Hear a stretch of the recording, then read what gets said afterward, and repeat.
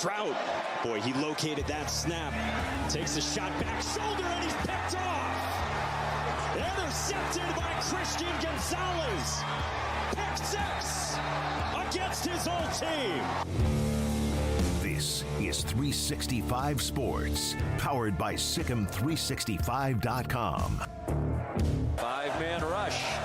Penix keeps backing up, lofts one up, and it is picked off. If he's in bounds, Joey Porter has it, and it is Penn State ball. 365 Sports is presented by IdealMRI.com. High-quality MRIs for $497 or less. IdealMRI.com. Your health is important, so is your budget. Over the middle for Holland, it's intercepted. Devin Witherspoon, room to run, past Freeman. Again. And finally tripped up by Ethan Wiedeker. 365 Sports is also brought to you by Texas Farm Bureau Insurance, protecting Texans since 1952.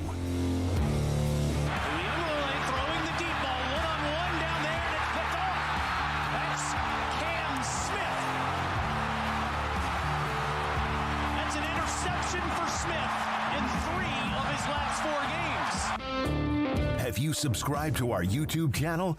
Search 365 Sports on YouTube. Brought to you by TFNB, your bank for life.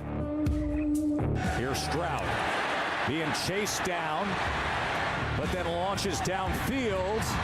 And that ball is intercepted. Bobbling it in the hands of Banks. And Deontay Banks still on his feet and brought down at the 48-yard line. Now here's David Smoak, Paul Catalina, and Craig Smoak. And good afternoon on 365 Sports, YouTube, and of course also heard online through Sikkim365.com. We are 365 Sports. We're live every weekday, 3 to 6. Paul Catalina, Craig Smoak. Hope you've had a great weekend. Hope wherever you might be, you are somewhat bundled up. Be careful because it's going to be kind of a little bit of that kind of very cold weather. In fact, it could be even wintry type mix here, even in Texas, among places I'm sure where you might be much, much colder and even worse conditions. Super Bowl 52 is set. Chiefs and Philadelphia. We'll get into that today. Men's basketball tonight, Texas at home against Baylor. After Baylor's winning streak reached 6 games after their win against Arkansas that was by no means easy and wasn't expected to be. Texas losing to the number 2 ranked team in the country this week, Tennessee, and former head coach Rick Barnes. A lot of things to get to there. Pac-12 meetings going on. Big 12 meetings, I think, start tomorrow. And let's start with Super Bowl 52, the Chiefs and the Eagles. Yeah, it's I don't know if the Chiefs are one of the 3 best teams in the AFC, so it's always, to me, in my mind, going to be between Buffalo, Cincinnati, and KC. And Patrick Mahomes, at the end of the game, you give him enough time when he's healthy, and he can go 99 if he needs to. And when he only really had to go 35 or 30, and you gave him 15 free ones after he made an unbelievably gutsy play to get the first down when he did, just kind of shows you the absolute grit and toughness and greatness of Patrick Mahomes, and the way that you just don't want to give him any kind of an inch to win a game. And Cincinnati almost took it away and from them again, but it didn't. And then the Eagles have been the best team, really the most consistently good team in the league all year long. And a healthy Jalen Hurts is fantastic to watch. They've been very smart about the way they've built the offense to play completely to his strengths and move things around. As a matter of fact, we'll talk about the Eagles and their relation to Dak Prescott later on in the show in the top 5 today. But they have certainly built the offense to work for everything that they have. And Jalen Hurts, of all the guys, he was the worst of the Oklahoma quarterbacks, right, that Lincoln Riley had. And that's still not saying bad, but he wasn't. You get that out. He wasn't Baker Mayfield, and, right. he certainly wasn't and he certainly wasn't Kyler Murray, right? But Jalen Hurts was the transfer in. He wasn't Tua. He had to leave. And here he is in the Super Bowl before any of those guys have even gotten, well, I mean, Baker got to the AFC Championship, but before any of the other guys.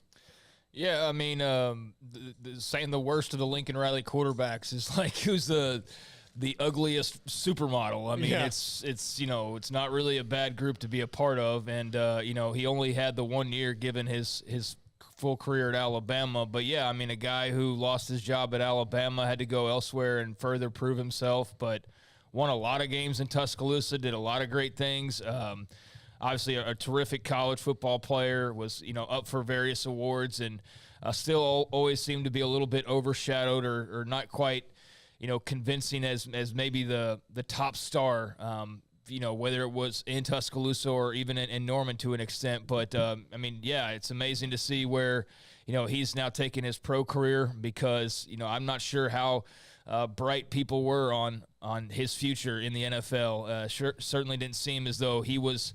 You mentioned those other guys; they were number 1 draft picks. Jalen Hurts was not that. So I don't know how many people predicted him to be successful at the next level, and I don't know how many of those people even expected him to be this kind of successful at this level. Certainly nobody could have predicted it this quickly, for it to all come together like this, to where he's one of the top players in the entire National Football League now and has the Eagles in the Super Bowl. So, yeah, I mean, it's been amazing to see Jalen Hurts, but that's just kind of him, right? That he's just always one of those guys that proves people wrong or has that chip on his shoulder because he's not Tua or he's not Kyler or he's not, whoever people want to point to and say, well, he's not quite that. But here's Jalen Hurts again in another huge spot, and he's doing what people didn't expect him to be able to do. And so I tip my cap to him, because that's just kind of been his MO throughout his career. And here he is again, proving people wrong and doing so at a very high level, and been amazing to see how that career arc has come about. But on the flip side, I mean, maybe the greatest football player of all time when all is said and done. I mean, I'm not there right now by any means. Tom Brady's still a living, breathing football player, and even if we were to hang it up today, he's the GOAT. But Patrick Mahomes is doing things already in his career that are just insane, and he's got a really long way to go, God willing. But, I mean, he's really still just scratching the surface of what he can be, and it just seems like anytime you think the Chiefs are down and out, or Patrick on a bum ankle or whatever he's dealing with is not going to be able to make a play, they always seem to be able to make a play, or he makes a play. Somehow or another, Travis Kelce's always open, or, Patrick's making some insane throw to get him open. It's almost unstoppable.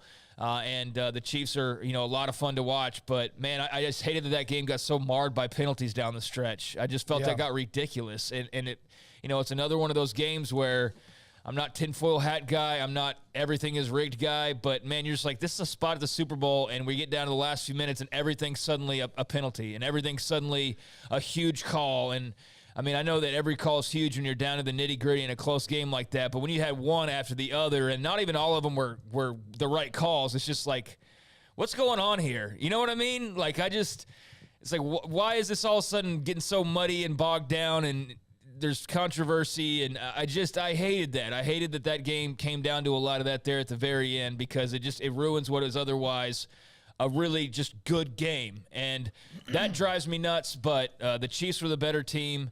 I mean, they were on Joe Burrow's butt all day long. He was just from constantly, the first time he went back to he's throw. Just constantly feeling pressure, and so I give Chris Jones and that Chiefs defense a lot of credit for what they did all day. But yeah, Mahomes is fantastic. The Chiefs are that pest that we're not going to get rid of probably anytime soon. We're going to all love them right now. If you haven't already stopped loving them, you will very soon, because they're going to get very annoying, just like the Patriots and Tom Brady, I feel like. But, yeah, it's going to be a great game. Awesome that you got 2 Texas quarterbacks, 2 Big 12 guys, et cetera. Looking forward to it. A half Big 12, half SEC when it comes to Jalen Hurts in many ways. Now, the officiating, Paxton's all over it. The last call was the right call. I don't think if you are anyone that thinks that should not have been not roughing the quarterback or passer, a late hit, then we can't agree. But I've always been, and a lot of people know, and most of you know, when it comes to like going down the rabbit hole of holding calls or whatever, that it just, to me, you could do that every game. But, yeah, what bothered me the most is there's too many times the picture on the screen was of a call or a meeting, and everyone can debate that for as long as they want. For Osai, I hate it for him, trying to hustle to make a play. Mahomes, first time he really took off and ran because he used to be able to do it all the time, can't with the ankle. Speaking of which, one of the guys has been training him since he was young, back when Craig did his high school games on the radio. Bobby Stroupe from APEC will be on with us today to talk about Patrick Mahomes. And we've told the story about him. Everyone knows the story, but just about what he did and what he's done here recently. And then his father, Pat Mahomes, former Major League pitcher, will join us today as well at 5 o'clock. But, yeah, my problem is when there are so many calls. Here's my only thing about the officiating. I'm never really complaining too much about a call. But I will complain about the fact that the game is over-modulated officiated. Well, at any level. I do think that a lot of the viewing public feels like this is all just happening now. But I think that it's more of a systemic issue that goes back maybe 20 years or so. The amount of officials at the lower levels that do high school games and every sport. Look, basketball officiating's too overmodulated. We talk about that all the time. Umpiring has gotten kind of weird. The people who are umpiring Little League games and calling high school football games and doing all those things, that number is dwindling. Every year in Texas, Smokey, different officiating groups reach out to you through your website, Smokey.com, and say, hey, can you put this out that we're recruiting? It's not great money or anything, but it's a nice little side gig if you want it and you love football and want to be involved. But because parents are really hard to deal with, and sometimes coaches are really hard to deal with. Heck, sometimes those playing the game, even at a smaller level, younger level. You have a whole, a generation of officials that there is not as much talent coming up through the ranks. And so they've responded to that by kind of changing things up and over officiating, relying on technology more. It's just now opening up to women in men's sports in the last few years, which is, they kind of had this, Catholic Church view of it, only men can be priests, only men can referee men's games. Well, look, you can't complain when you don't have enough people. You got to start, opening up and changing the rules a little bit so that people can get in and officiate these games, because you need bodies, people doing it with expertise. So it's a long-standing issue, and now I think it's to a point at the NFL level where a lot of teams are complaining, not necessarily about this particular call or that particular call, but the way that games are handled overall. Yeah, it's not that if it's pass interference or not. And some, like I saw where the NBA released this, my God, the NBA officials, the referees actually released a statement saying that it was gut-wrenching that someone missed a call late in the game on LeBron James trying to tie the game up against. Gut-wrenching? LeBron? Was it a foul? Yeah, there was contact, but gut-wrenching? Would we do that if it was Patrick Beverly or Dinwiddie? Patrick Beverly did grab that guy's camera. He did.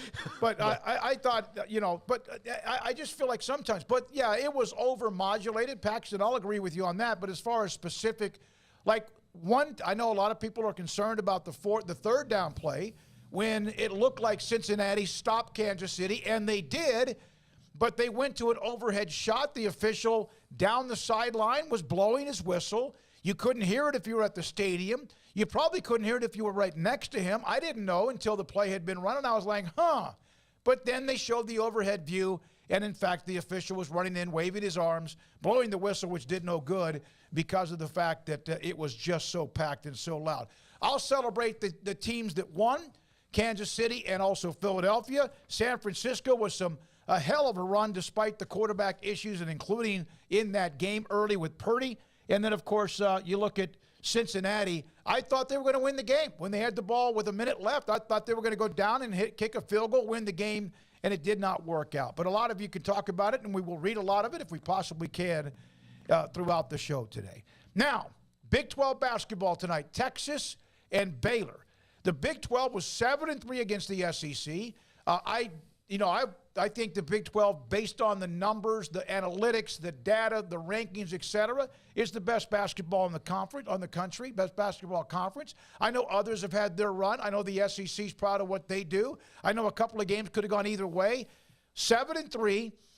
What in the hell did Oklahoma do in their game? I mean, they crushed Alabama. Stunned by that. Tennessee, Texas, you knew that'd be a great game. Tennessee wins that game. Baylor finds a way to win. There was a lot of people barking about the officiating with Arkansas, and there were a lot of calls. And that's almost like, what did you say to me, Paul? It's like those two teams are just a bad matchup for each other, the way they play, so it's going to make it look even more choppy. It was, and that's, I don't know if that's the best way to put that, but if I'm Arkansas, I don't want to play a team that can get as hot offensively as Baylor can during stretches, because for the most part, they can't match that right now because they've got injuries. They're not a team that's built on that. And if I'm Baylor, I don't want to play a team that is long and athletic and has the defensive wherewithal that Arkansas has, because that can counteract what I'm doing as well. So it was always going to be a game like that. Arkansas was not going, like, even if Arkansas won, it was going to come down to the last shot or towards the end of the game like it did. Baylor would have been the only team in that matchup that could have gotten hot enough at the end, and they almost did to make it look like there was some distance in that game. But, you know, Adam Flagler, they did a great job. Arkansas did a great job on Flagler all day long. He was also ice cold, which doesn't happen that often, but he's not a guy who's ever going to, you know, not shoot because of it. He's going to shoot his way out of it, which is what you need to do. But he missed a shot late in the game when it would have put them up. They were up 5. It would have put them up 7 or 8 on that possession had they kept feeding Keontae George, who had the hot hand. But, you know, it just turned around, and Arkansas had a shot at the buzzer to win it and didn't. But, yeah, bad matchup for one another completely. Craig, go ahead. Anything on the Big 12, SEC, 12-7-3 in the games that you saw and also the scores we saw? Yeah, I mean, Arkansas was right there. You know, Baylor fortunate to walk away with a win there.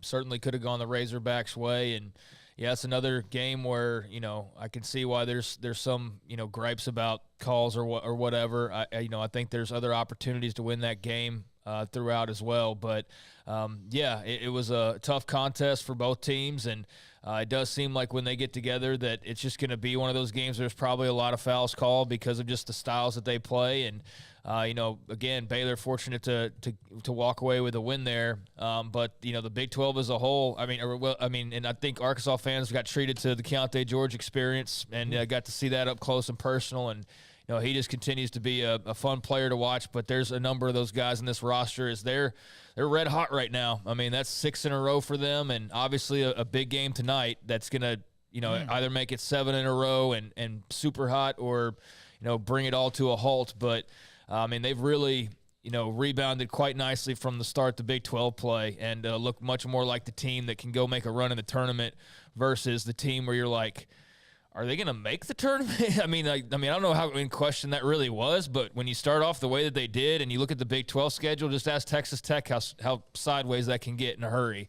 And so they have fortunately avoided the Tech slide and dug themselves out of that hole to where now, I mean, it's, you know, tonight's huge. I mean, a huge game. So the challenge as a whole, not sad that it's going to the wayside, but, you know, I thought it was a fun event, and I know there will be other things like it that take the place for both sides, but it was a nice little challenge all these years, and, yeah, as more of a Big 12 guy, was happy to see the Big 12 side go ahead and take care of business and do so convincingly, and you know, really go out with an exclamation point with the 7-3 kind of lopsided totals there at the end. But yeah, just a good day of basketball, some fun matchups, and you know, some surprising results, as you mentioned. Oklahoma over Alabama. I mean, that was pretty stunning. Not only because the Sooners won that game, but how they won that game. I don't think many people were expecting that. But yeah, just a great day for Big 12 basketball, and the SEC has some great teams as well. But, you know, I just like that, you know, there's a lot of talk at times about who's the best and who's the pound-for-pound conference and blah, blah, blah. And the Big 12 got to go out and show that. And they did, and they took care of their business. So that was fun to see. And by the way, had the SEC won 7 of 3, and they've won a few of these before, but had they just gone 7-3, the 3 teams that lost in the Big 12, TCU, who was playing fantastic, but lost Iowa Mike State, Miles. Yep. Iowa State beaten by an old Big 8, Big 12 rival in Missouri. That's got a little bit of back and forth with it. And then Texas playing what is now the number 2 ranked team, as I mentioned, in Tennessee by 12. So the 3 losses were 3 of like your top depending on where you want to put them, your top 5 teams. Yeah. And they were not able to come away. Real quickly, go ahead. You would follow up something else. And Kansas beats Kentucky, and that I know it's not a Big 12 win for them, but just like Baylor needed that win against West Virginia so bad, I think Kansas needed that, especially in Kentucky, to get some momentum. And that is I didn't know this. I just thought it was like one of those things where all the blue bloods hate each other, but just living in the situation that I do now, Kentucky is a bigger rival for Kansas than I thought I even realized before. How would you not think that, though? I mean, I just thought like Kansas, Duke, Kentucky, like all those schools are just going to hate each other because they're always getting these blue chips. But how often do you really see each other to make it a rivalry? But like that's the bluest of blood. Yeah, right it's there. the blood. It's like it's just I just thought it was one of those things like, Georgia fans might hate USC, even though they're never gonna like really intersect until the end. But yeah, it was kind of that thing. I didn't realize. I knew it was bad, but I didn't know it was like, dang. Yeah, no, that's one that I'm kind of surprised you weren't more aware of just that one. But you'll see plenty of that one. Did you get demerits for not knowing that? No, I knew it was bad. I just did like the way that like it's not only just her, but like all these Kansas fans I've met, they were like, man, Kentucky. I'm like, okay, well, you don't play them all that often, but yeah, sure. So West Virginia is nice for them to get a win. I should also mention that. I mean, they could use all the good that they can get, and so that was good to get a top 15 W over Auburn. I was super not surprised, but pleased by seeing that result come rolling down. And I mean, as y'all mentioned, good for Tech. They needed a win badly as well, and they were able to get one over LSU. So that was also good. Oklahoma State, I mean, and they'll take wins where they can get them too. So beat a bad Ole Miss team was good to see. So yeah, I mean, there were some surprising results, but ultimately Big 12 again was quite convincing, and some teams that maybe are struggling at the bottom of the standings because of who they're playing night in night out got to take out some frustrations on some other teams. Tech, West Virginia, Oklahoma State. Yeah. So yeah, it was a good weekend of hoops. Keelani is upset. He goes, they ran the audio of the whistle that redid the third down when Cincinnati appeared to force a punt. And believe me, I felt bad for Cincinnati. And if I'd have been Zach Taylor, I would have lost my you-know-what. I would have blown a gasket. But it shows an overhead camera shot of the official running onto the field with his arms waving. He goes, they ran the audio through a frequency spectrum analysis. There isn't a whistle frequency peak even among the white noise. Did we land on the moon? No, but here's what I'll tell you. The whistle doesn't matter when the official leaves his position and runs up like this. So even if he didn't blow the whistle and messed up, the play cannot go on because that guy screwed up. He's out of or position. Whatever. Yeah. So he had to stop it no matter what because he was running up for anything. Should he have stopped the game? Wasn't it a play clock issue? Yeah, it was a clock issue. To me, that was really kind of a little bit. The thought that the play clock needed to be reset. The play had been, again, the snap was going to make it before then, but. So there's a lot of that. I know that there's a couple of you wanting to know about Stetson Bennett. We'll get to Stetson Bennett, the young man who made a really bad mistake. And I don't know how many of you have ever had anything when you were younger, public intoxication or not. There's no excuse for it. But when you are Stetson Bennett, you've won back-to-back national titles, and you are going to be drilled by NFL scouts probably anyway. And then that's Baker Mayfield dealt with that, remember? Mm-hmm. And by the way, there was a surfacing video that someone put out, and of course 15 million people liked it, that they thought it was Stetson Bennett. It was when Baker Mayfield got charged down by a couple of police officers. Yeah, certainly. Are we already at that point where people don't remember that? Yeah. We're fooled by a video that's, years old? I mean, it's not that old, is it? It was I guess it's kind of sort of is, but damn, it's not that old. Like 5 years ago. Now I have to Google. But yeah, he's now at the end of his rookie contract. Baker Mayfield, 2017, almost 5 years. Come on.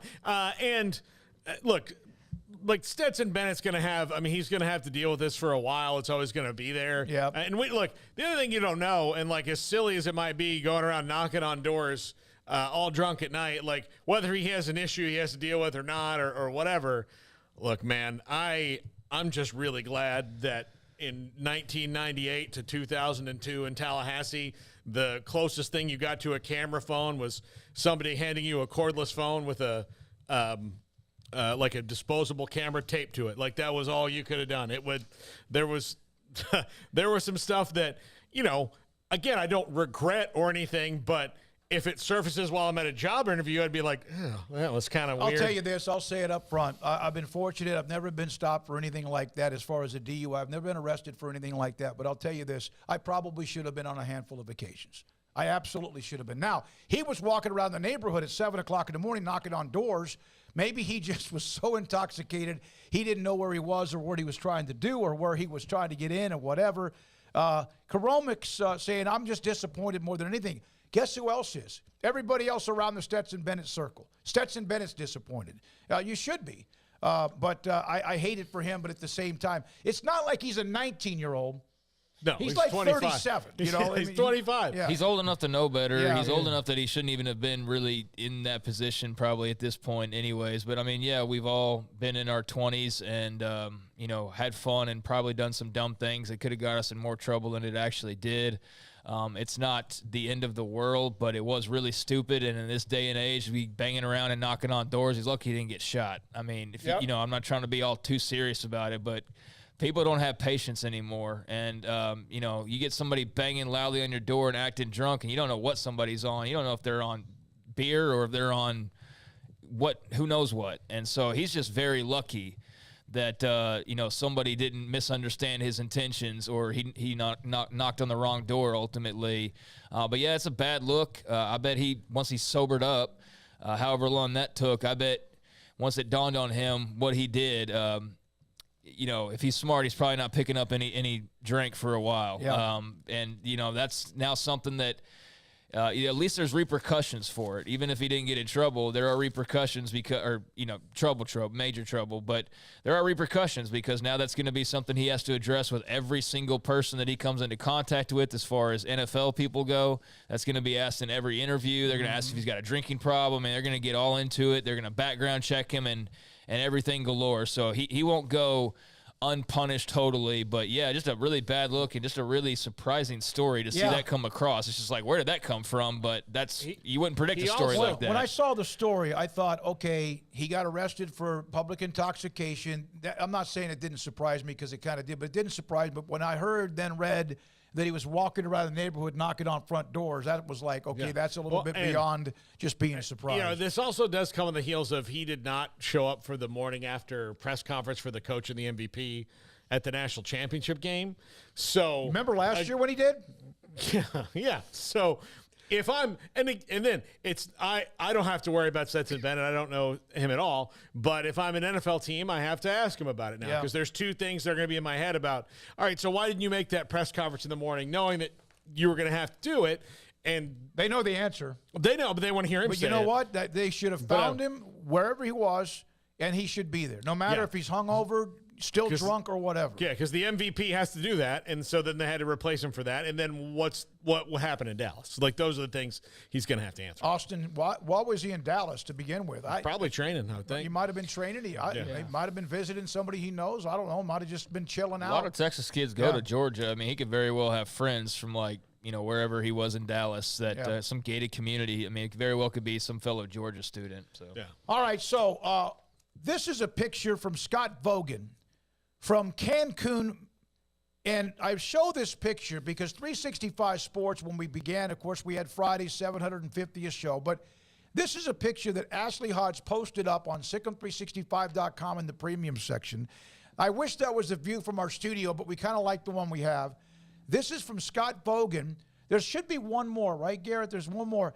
This is Scott Vogan in this gorgeous, by the way, resort, wherever he is, watching Saturday evening from Cancun because of technology on this beautiful flat screen, and he's watching the post-game show after Baylor had beaten Arkansas. So there's the span, the international. Ashley Hodge is big into wingspan. He's going to join us here in a minute. Ashley's huge into wingspan. That's wingspan as far as our audience in Cancun watching Ashley in the post-game show after the win against Arkansas. I think Grayson was a part of that conversation too. All right. Ashley Hodge next on Baylor in Texas. We'll hear from Jeff Howe on Baylor in Texas in an hour. David Hellman on everything NFL, including Kellen Moore out as offensive coordinator with the Cowboys. What does all that mean? Plus Bobby Stroupe and Pat Mahomes on Patrick Mahomes and Jalen Hurts. All of that next. This is 365 Sports. Richard Carr, Buick GMC Cadillac. Got a lot of great deals going on right now over at Richard Carr.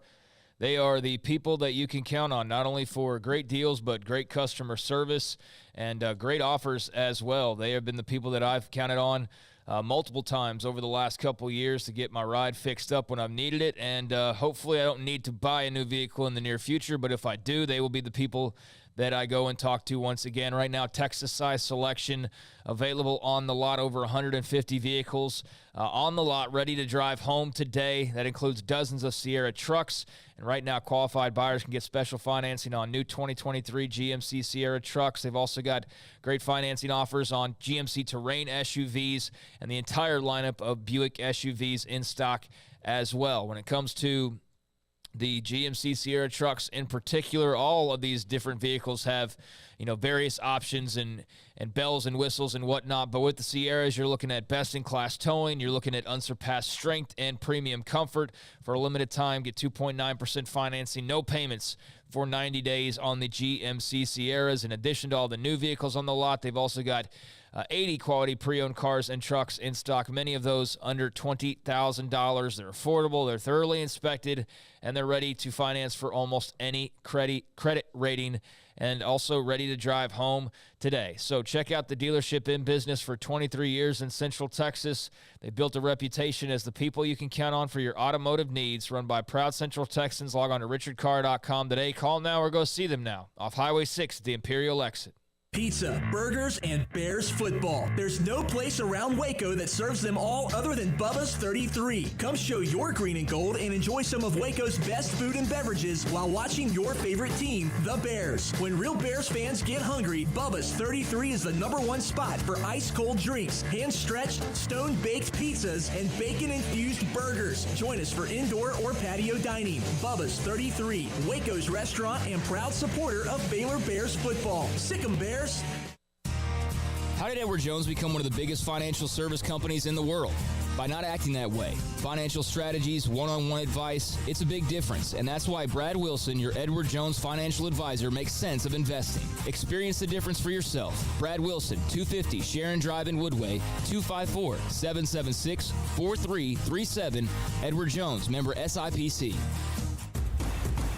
Hey, this is Bryce Petty, former starting quarterback and two-time Big 12 champion, and I know firsthand the importance of being in top shape both on and off the field. So listen up, men. If you're feeling beat down day in and day out and looking for that high-performance edge that separates the men from the boys, then look no further than the Petty Clinic Low T in Waco. Petty Clinic is a comprehensive men's healthcare clinic with an atmosphere catering to men. Board-certified Dr. Kent Petty has a special interest in offering the highest quality medical care to men of all ages. Some of the services offered include screening and treatment for low testosterone or thyroid, infertility, high blood pressure, diabetes, high cholesterol, sleep apnea, while offering comprehensive wellness exams and complete men's health lab panels. High performance men, remember, it's not just a Petty thing. This is Bryce Petty, encouraging you to reach out and Google search Petty Clinic Low T or go to pettycliniclowt.com and get your complimentary lab screening today. When we moved to Texas, we were like fish out of water. We didn't know anyone in our neighborhood until our Texas Farm Bureau insurance agent came to the house. She was so helpful and reassuring, a friendly face with that Texan hospitality I'd heard about. When we purchased a Texas Farm Bureau insurance policy, we knew we were making the right choice. We knew our family would be protected. Stop by and see our agents at one of our 3 McLennan County locations. Coverage and discounts are subject to qualifications and policy terms and may vary by situation. Waco Custom Marketplace is your hometown grocery store with a full-service butcher shop and bakery. Hi, this is David Smoak. The butcher shop can take your customized orders for seafood, pork, and poultry, and custom cut your favorite steaks from bacon-wrapped fillets to T-bone to bone-in ribeyes, cut specifically the way you want. They have Norwegian salmon fillets, catfish fillets, sliced ham or turkey and lunch meat, variety of cheese available, and several options of sausage links, fresh chicken breast or whole chickens, sliced bacon, pork chops, ground beef, marinated beef, and chicken fajitas, and always large briskets available. plus fresh vegetables. So the great product, customer service, and family tradition of the Bauer family continues at Waco Custom Marketplace, open Monday through Saturday. A full-service butcher shop and bakery available. Waco Custom Marketplace, 425 Lake Air Drive in Waco, or WacoCustomMarketplace.com. This is 365 Sports. The 3 o'clock hour is sponsored by Waco Custom Marketplace. Meats, sweets, Texas treats, and a cut above the rest. 425 Lake Air Drive, Waco. Only thing bad about tonight, Baylor in Texas at the 8 o'clock tip, and I saw somebody mention that. It may have been Paxton. He's rolling today. 8 o'clock tips are a little bit tough, but 8 o'clock tonight, Texas home against Baylor. Two teams that near the top of the Big 12, and, of course, fighting for who might win eventually that Big 12 regular season championship. Ashley Hodge, SicOn365.com, one of the partners and also basketball analyst, joins us on 365 Sports. Ashley, 6 straight. They were 0-3 to start. Texas, of course, always means a lot, and Baylor's kind of had their number for the most part. Is this a bad or good matchup for Baylor? Well, yeah, we'll see. I like the fact that it's two great backcourts. Texas that's really the strength of their team is they have a great backcourt, and Baylor's the same way.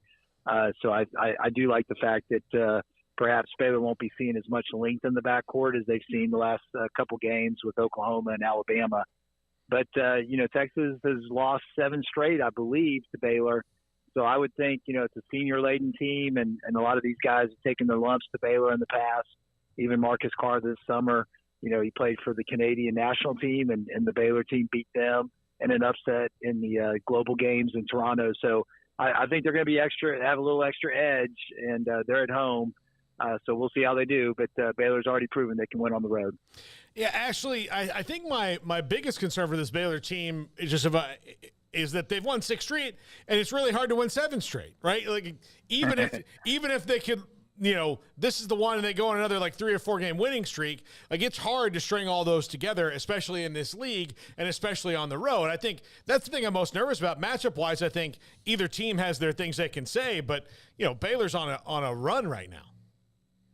Yeah, they are. And it's interesting because even during that winning streak, we have not seen a game where Flagler, Cryer, and George were all firing, on all cylinders.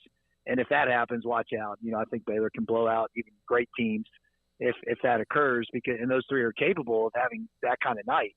But it seems like 2 of the 3 have been on. 1 of the 3 has been off. And so hopefully for Baylor fans, tonight's the night where you see all 3 really put up great, efficient numbers from a production standpoint. And, Jalen Bridges is playing terrific. I know we've probably talked about this on the message boards, but he's the number 1 or number 2 most efficient offensive player in Big 12 play. I think he's shooting close to 38% from 3. He's top 5 or 6 in offensive and defensive rebounding percentage. He doesn't turn the ball over. He's really been the key to this winning streak, in my opinion. The play of him and even Flo Thamba playing their roles to perfection have really elevated Baylor to a new level. Yeah, actually, I feel like with every basketball person we've had on for the last week or so, has always got to ask them about Jalen Bridges and his impact. What do you think has sunk in for him? I mean, at the very beginning of, his start in Waco, there was a lot of grumbling, because they weren't exactly off to the start everybody expected, and he wasn't off to maybe their performances that everybody expected. But now it's gelling, and he's, as you said, a major part of this win streak. So what has gelled and what's clicked for him, you think? I think it just takes time. You think back on the even guys like Davion Mitchell who sat out a whole year and practiced with the Baylor team, but it wasn't like he was just a great fit or the chemistry just wasn't there right away. It took him 5, 6, 7 games into that season before things just started really clicking. So I think it's the same way with Jalen Bridges. He's an experienced player. He's been through the Big 12.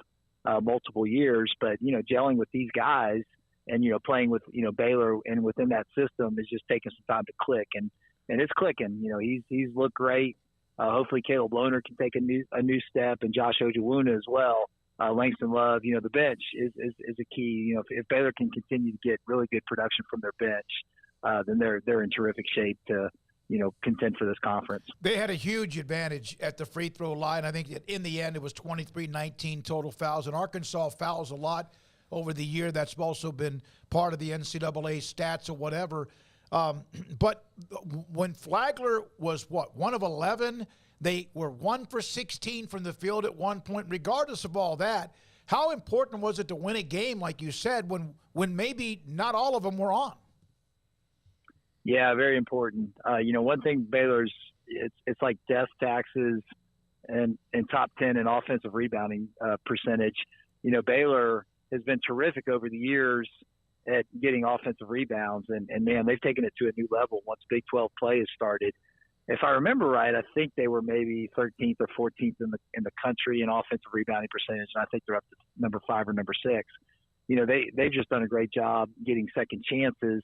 So even on a night where they don't shoot well, Flo Thamba in particular, Caleb Lohner, Jalen Bridges, their ability to tip balls, to occupy defensive rebounders and get extra possessions has been critical.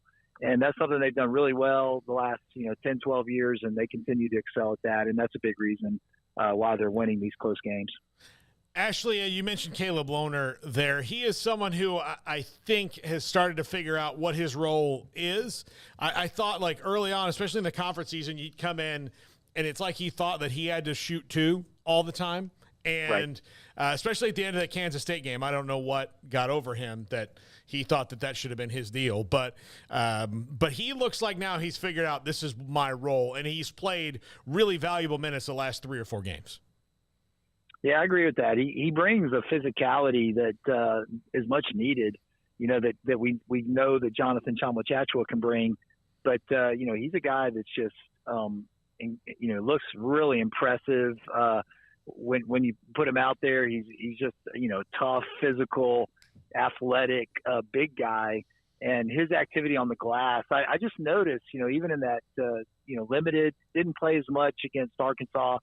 But, even when he was in there, he just creates havoc inside, and that physicality, just wears on other teams. So I think he's really valuable, and Josh as well. Those two guys are great assets to have off the bench, and I think they're, knowing their roles and being stars in their roles are a big reason why, Baylor's won 6 in a row, and why their numbers look so good. From this January 1st, I was looking at Bart Torvik. You can go back and look at teams production-wise. I think Baylor's number 8 or number 9 in the country in efficiency metrics since January 1st, which is second in the Big 12. I believe that only Kansas State is ahead of them, if I'm not mistaken.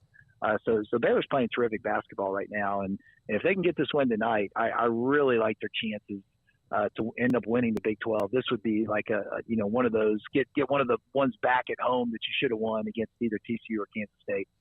Ashley, big expectations on this young man's shoulders, but what have you thought of the continued growth and ascent of Keontae George? Yeah, I mean, I love the passion that he plays with. He just seems like he's all in on Baylor. He seems like he's trying harder on the defensive end. That's been his weakness. We knew that coming in. But I just love the toughness that he brings. He's a lot more gritty and tough than I expected. And I just think he cares a lot about winning. He cares about being a great teammate. And, just to see the passion at the end of the game against Arkansas, I saw it firsthand on the road at West Virginia.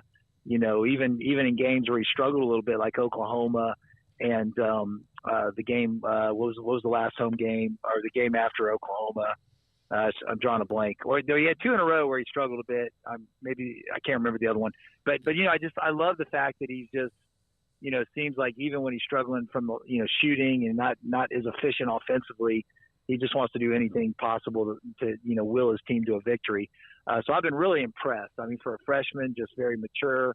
And just seems like a terrific teammate. Yeah, I think you're talking about Kansas, the game on Monday night, Big Monday against Kansas. Because he was hot and cold in that one. So you kind of alluded to this. I just want to clarify it. If, in fact, they can somehow get to 7 straight, which will not be easy, in Austin where they've won before. Of course, names and faces change, and UT is good. If they get through this, you're not saying they're going to win 12 or 15 in a row, but do you feel like that puts them in a position because of who it's against and who they've beaten recently to be right smack in the middle of this Big 12 race all the way to the end? Yeah, 100%. I mean, you look at the schedule after that, and, I think, arguably, if you look at the road games, you would say Texas, Iowa State, and Kansas are your toughest road games. So if you split those, obviously they lost Iowa State, then you're 6-3 at the turn, and you have a lot of the bottom teams in the conference. You have them coming to Waco.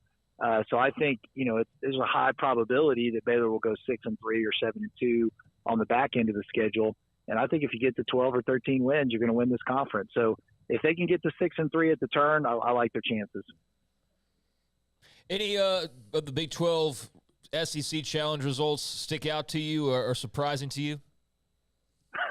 Well, of course, the Oklahoma game was, the one that was very surprising. And I'm pretty surprised that Missouri waxed Iowa State like they did. I thought that would be a closer game. The one that I was watching that was interesting was West Virginia and Auburn. West Virginia was up maybe 15 to 17 points and almost blew that game at the end. And Eric Stevenson, who's really, a terrific player and can be real streaky, he goes to the line to ice the game. He makes the first one, so they're up 3. And then on the second free throw, he shoots it, and he starts backing up, and he calls ball game. And he misses it. And Auburn ends up getting the shot, to tie it, to put it into overtime. I bet he drives Huggins crazy. There was a game earlier in the season against Oklahoma State where he kind of grabbed his crotch after making a big three, got a technical, and then the ref that called the technical on him gave him a pretty cheap offensive foul right after that, and he ends up fouling out. And that was probably a key reason why West Virginia lost that road game. So he's kind of a knucklehead and wears his emotions on his sleeve, but he got a little bit of Marshall Henderson in him, if you remember, from Ole Miss, just kind of all over the place. Ashley, enjoy it. Thank you very much for your time. Ashley Hodge, Baylor in Texas at Austin, 8 o'clock, just after 8 o'clock tip tonight. And, of course, that conference, the standings, 7-3 against the SEC overall. And it will be, as Bill Self even said a week ago, no one's going to run away and hide in this league. If somebody does, my God, they're incredibly good. Not going to be like Kansas and Baylor have done the last couple of years, or Tech. It's going to be probably somebody with 5 or 6 losses before you would think. Maybe minimum of 5 losses to win this conference, but who knows? Who knows? When we come back, there's a stat on the Philadelphia Eagles and the Super Bowl that drives Cowboys fans and even their NFC East longtime rival Washington fans crazy, and that is next on 365 Sports. Alan Samuels, Dodge Chrysler Jeep Ram Fiat, Loop 340 east of 84 in Waco. They have the Start Something New sales event going on right now here on January 30th. For example, get 2.9% financing for 72 months on the 2022 Ram 1500 Crew Cabs, all trim levels. Lone Stars, Laramie, top-of-the-line Longhorn and Longhorn Limited. Or get values up to $3,000 in the Ram 1500 Lone Star Crew Cab, plus 4.9% financing for 72 months, and pick up the best selection of Ram truck anywhere around Central Texas. They also have the Start Something New sales event right now with the 2023 Jeep Grand Cherokee Limiteds, 1.9% for 72 months in rebates, 72 months, again, 1.9% financing for 72 months, and you can also get up to $2,500 in total values. Go by and see one of the client managers, AJ's, who handled my sale there back in 2020. I have been thrilled with it. I see him on occasion. He even stays in touch with me, watches the show. And, of course, General Manager Ted Teague as well. It's Alan Samuels, Dodge Chrysler Jeep Ram Fiat, Loop 340 and east of 84 in Waco. From the first workout to the last practice, sports is an incredible challenge. Hi, this is Dan Ingham with the First National Bank of Central Texas, and we're proud to support each athlete, every parent, and our educators. From families, small businesses, to the biggest industry, we're here to help. With remarkable products like First Free Checking, we've got banking ideas that fuel big dreams. The First National Bank of Central Texas. Familiar faces making local decisions. Member FDIC, Equal Housing Lender. At Ideal MRI, we feel blessed to be a part of the Waco community. We're a small family business right here in Central Texas, and our goal is to bring down the cost of health care while maintaining high quality. At times like this, the cost of health care has never been more important, and unfortunately, significant illnesses and injuries still occur. That's why Ideal MRI is open and here to serve you through the difficult time.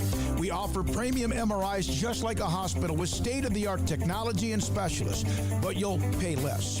Sometimes thousands of dollars less, whether you're using insurance or not. At Ideal MRI, we accept most insurance and there are no hidden costs, even offering financing if that's needed. Everything included in the price, and you'll not get something as a surprise in the mail later on. If you need an MRI, ask your doctor about Ideal MRI. They'll know. You can schedule an appointment safely from home online in minutes at idealmri.com or give us a call, 833-IDEAL-MRI, idealmri.com. In the market for a quality metal building? Since 1943, Pioneer Steel and Pipe has helped Central Texas residential and commercial customers with metal building design, panel options, building components, and trim options. Pioneer Steel and Pipe's residential line is energy efficient, offers low maintenance, reduces insurance payments, is impact resistant, and carries up to a 45-year limited warranty. In addition, they can also help you find a metal building contractor for your project. Pioneer Steel and Pipe with locations in Waco and Bryan and at pioneersboys.com.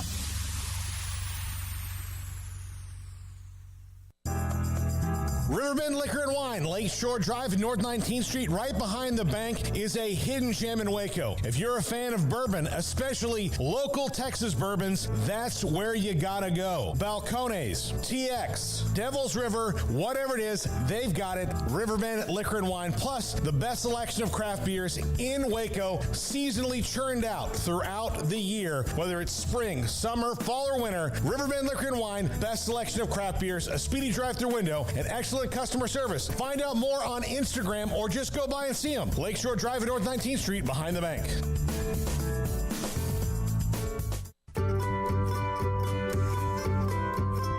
You want to know why Stonewood Dental is so successful? Listen to what happy customers have to say. It's pleasant. It's different than any other dentist office. I really feel like they care. And it's not that you're here for 2 hours waiting on someone to take care of you. It's quick and easy, and you know, I bring my kids, and my kids love being here too. They really love the treasure box. Staff is really nice and accommodating, real friendly. You feel more like home. It's not sterile looking. Everybody has their own personalized rooms with decorations and decor, and they'll even have a blanket for you when it's cold. I've recommended people to actually come here, and they are patients now. I really love it here. It feels like family. Learn more, stonewood-dental.com.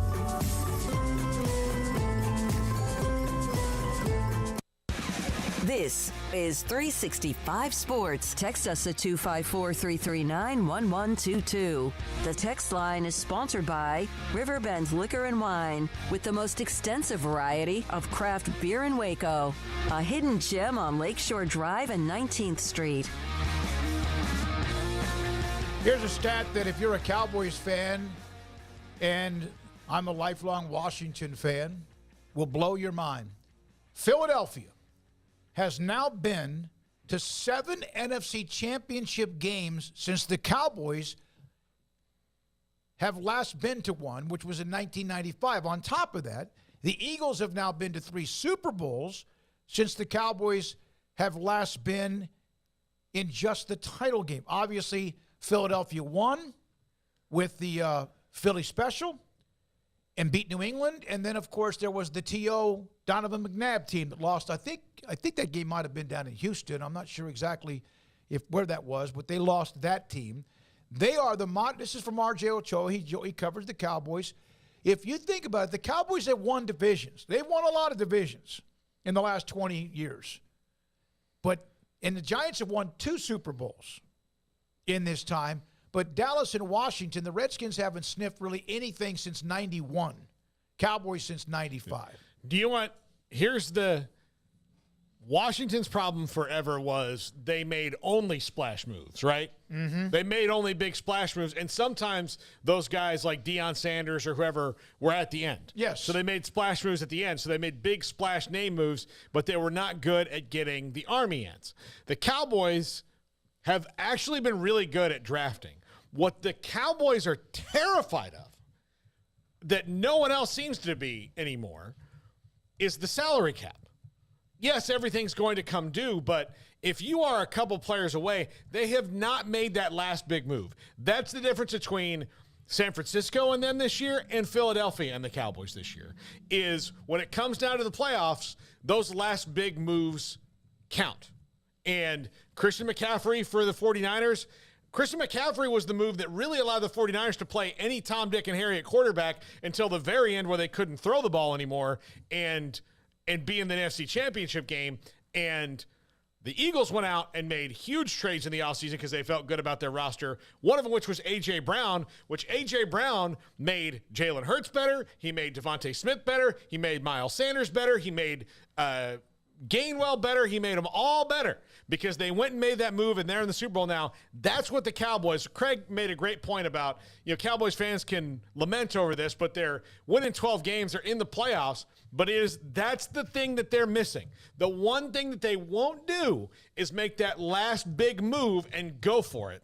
And that's why they are where they are and the Eagles are where they are, because they've made that last big move. And I know that people can come and slander Dak all they want, but worse quarterbacks than Dak Prescott have won the Super Bowl over a one-year span. I mean, the Eagles quarterback was Nick Foles. So... Yeah, I mean, that's not that surprising to see that stat out there. It's pretty depressing. I mean, I think especially if you're, Washington or Dallas fans, obviously, because the Eagles and Giants both have now, won at least a title, have appeared in multiple title games. And now if the Eagles win one, that both of those teams will have won multiple titles since the Washington franchise, and the Cowboys have last won there. So, yeah, I mean, there's a time period where the Cowboys were the winningest Super Bowl team that there was. They were all alone there with their 5 championships, more than the 49ers, more than the Steelers, and now they are behind the Steelers because the Steelers now have 6, and they're also behind the Patriots because the Patriots have won 6 since the Cowboys last won one, and the 49ers have been knocking on the door to try and get to 6, and obviously it fell just short this past weekend having the opportunity to do so. Packers are nipping at their heels. Giants are now nipping, as well. But, yeah, I mean, it's been quite, the interesting couple of decades to see. Washington's not really that surprising. I mean, that when have they even been close? I mean, really, there's – you look at, though their great years was like going to the playoffs or maybe sniffing winning a playoff game, but they have not knocked on the door. They've not really threatened in 20-plus years, near 30 years, actually. Joe Gibbs had a team when he came back. It took them, looked like they were pretty legitimate. 30 years. Yep. And then, of course. 30 years. Yep. And then the RG3 team looked good. And then, of course, that fell apart because of disastrous decisions. So, yeah, I mean, the Reds, Washington, I mean, that is what it is at this point. But 30 years since their last Super Bowl title. That's weird to say, even though it is what it is. It still just feels weird to say. But, yeah, I mean, the Cowboys are right there, not that far behind in that regard, and they've gotten closer. But, I mean, there was a reason why they were looking at Odell Beckham. People were picking them apart. I mean, you'd be the first to say they go star chasing, right? They just want star power, but they kind of needed it in hindsight. And obviously Odell wasn't the guy to provide that, to be that missing piece, but somebody else, certainly could have been of use given how they were built up there at the end. And, yeah, you look at who's winning Super Bowls lately, and it's teams that are typically going balls to the wall. They have a generational player at quarterback, or both. I mean, the Chiefs don't sit there and go, we don't have enough.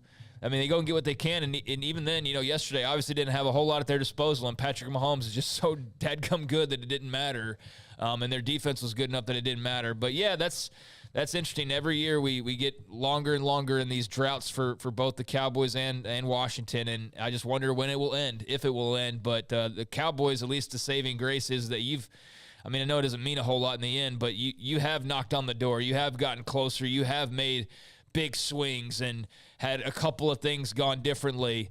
Dez caught it, for example. Romo versus Seattle. There's multiple times where maybe it could have gone differently and could have gone farther, whereas with Washington, there's very little. RG3's injury, and that's like the only thing really that's even come close to them being a factor. So I'd still rather be Dallas and Washington, as many heartbreaks as that entails, but it's still depressing no matter what side you sit on. All right, when we come back, he started training Patrick Mahomes when he was a teenager. Bobby Stroupe had a company called APEC in Tyler, a little tiny place at a big metal building. And then it grew. And now he's got a clientele that includes Patrick Mahomes, Jalen Hurts, among many professional athletes in multiple sports. He joins us next on 365 Sports. Kick off the new year at the Start Something New sales event. Get up to $2,500 in total values and 1.9% for 72 months on all new 2023 Jeep Grand Cherokee Limiteds at Allen Samuels in Waco. I hate my job, but I don't mind getting up in the morning. I dread each day, but I can't wait to get out of bed. You ask me why, and what I'll say to you is true. Well, you can get breakfast tacos at Rudy's Barbecue. Scrambled eggs and brisket, they ain't fooling around. Salsa drap, son, they're the best in town. Barbecue for breakfast, yes, it's true. Put a smile on your morning at Rudy's Barbecue. Next in line. Don Humidor, your home with a 48-foot walk-in humidor with the elite cigar brands from around the world, including the #1 cigar of the year, Aging Room Cuatro Nicaragua. Plus, they have the great brands like Macanudo and Artur Fuente, Rocky Patel, Aston, and so much more. CBD, great for sore muscles, aches and pains, sleep, Vita Dreams, and anxiety, mild depression, general health and wellness. Their staff very knowledgeable on the subject. If anyone is curious about CBD, ask Carol and Ashley. Don Humidor in the Townwest Shopping Center off Valley Mills in Waco. There are 26 letters in the alphabet, over 600,000 words in the dictionary, and just 3 of them said together can change everything. Let's order pizza. Those 3 words lead to dough made from scratch and 3 fresh signature cheeses that blanket golden crust in a heavenly melt on Marco's Pizza that'll blow your mind. So visit Marcos.com to order and stop by Marco's Pizza in Belmead, China Spring, Woodway, and in Robinson. Marco's. Pizza lovers get it.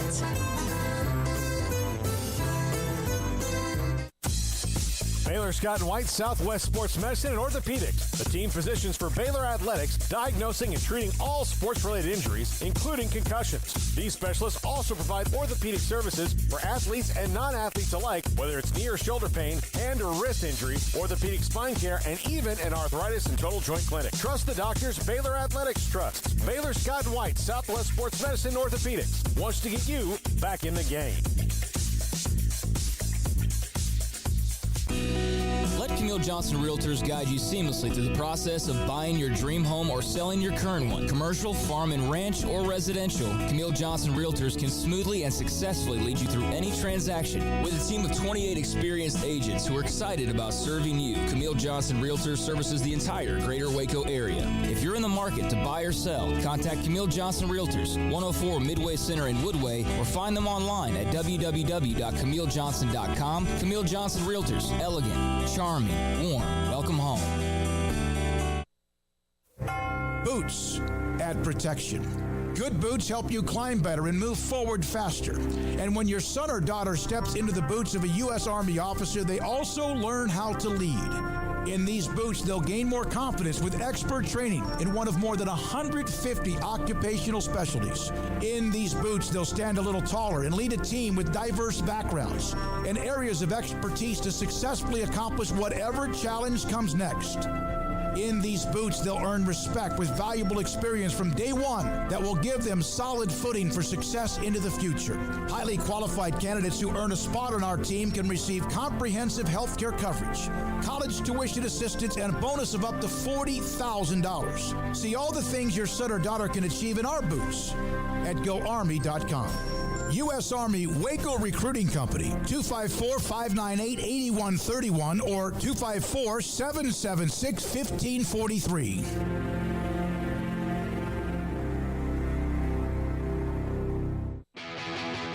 This is 365 Sports, powered by Sikkim365.com. The 4 o'clock hour is sponsored by Boozer's Jewelers, the wedding ring store, specializing in custom jewelry and repair, all in-house. Now here's David Smoak, Paul Catalina, and Craig Smoak. I mentioned this to close out the last hour. Bobby Stroupe has built an empire in a lot of different ways with what he does with athletes at various levels. And what he started with, I think on, what was it, Old Donnybrook or whatever the name of the road was, in a metal building. And what he has now is phenomenal. It's all over the place. APEC, Health Performance Player Development, consultant for NFL, Major League Baseball, and Team APEC on Twitter, joins us on 365 Sports. He trains guys like Patrick Mahomes, Jalen Hurts, among many others. Bobby, how you been, young man? Man, I'm doing great, David. Thanks for having me on today.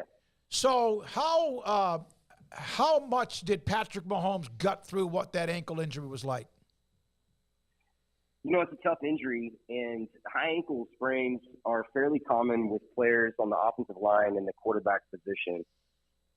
But this was a little bit different. He's had high ankle sprains. When a body gets rolled up on you, it's more of a gradual momentum of a really big mass rolling into you, literally.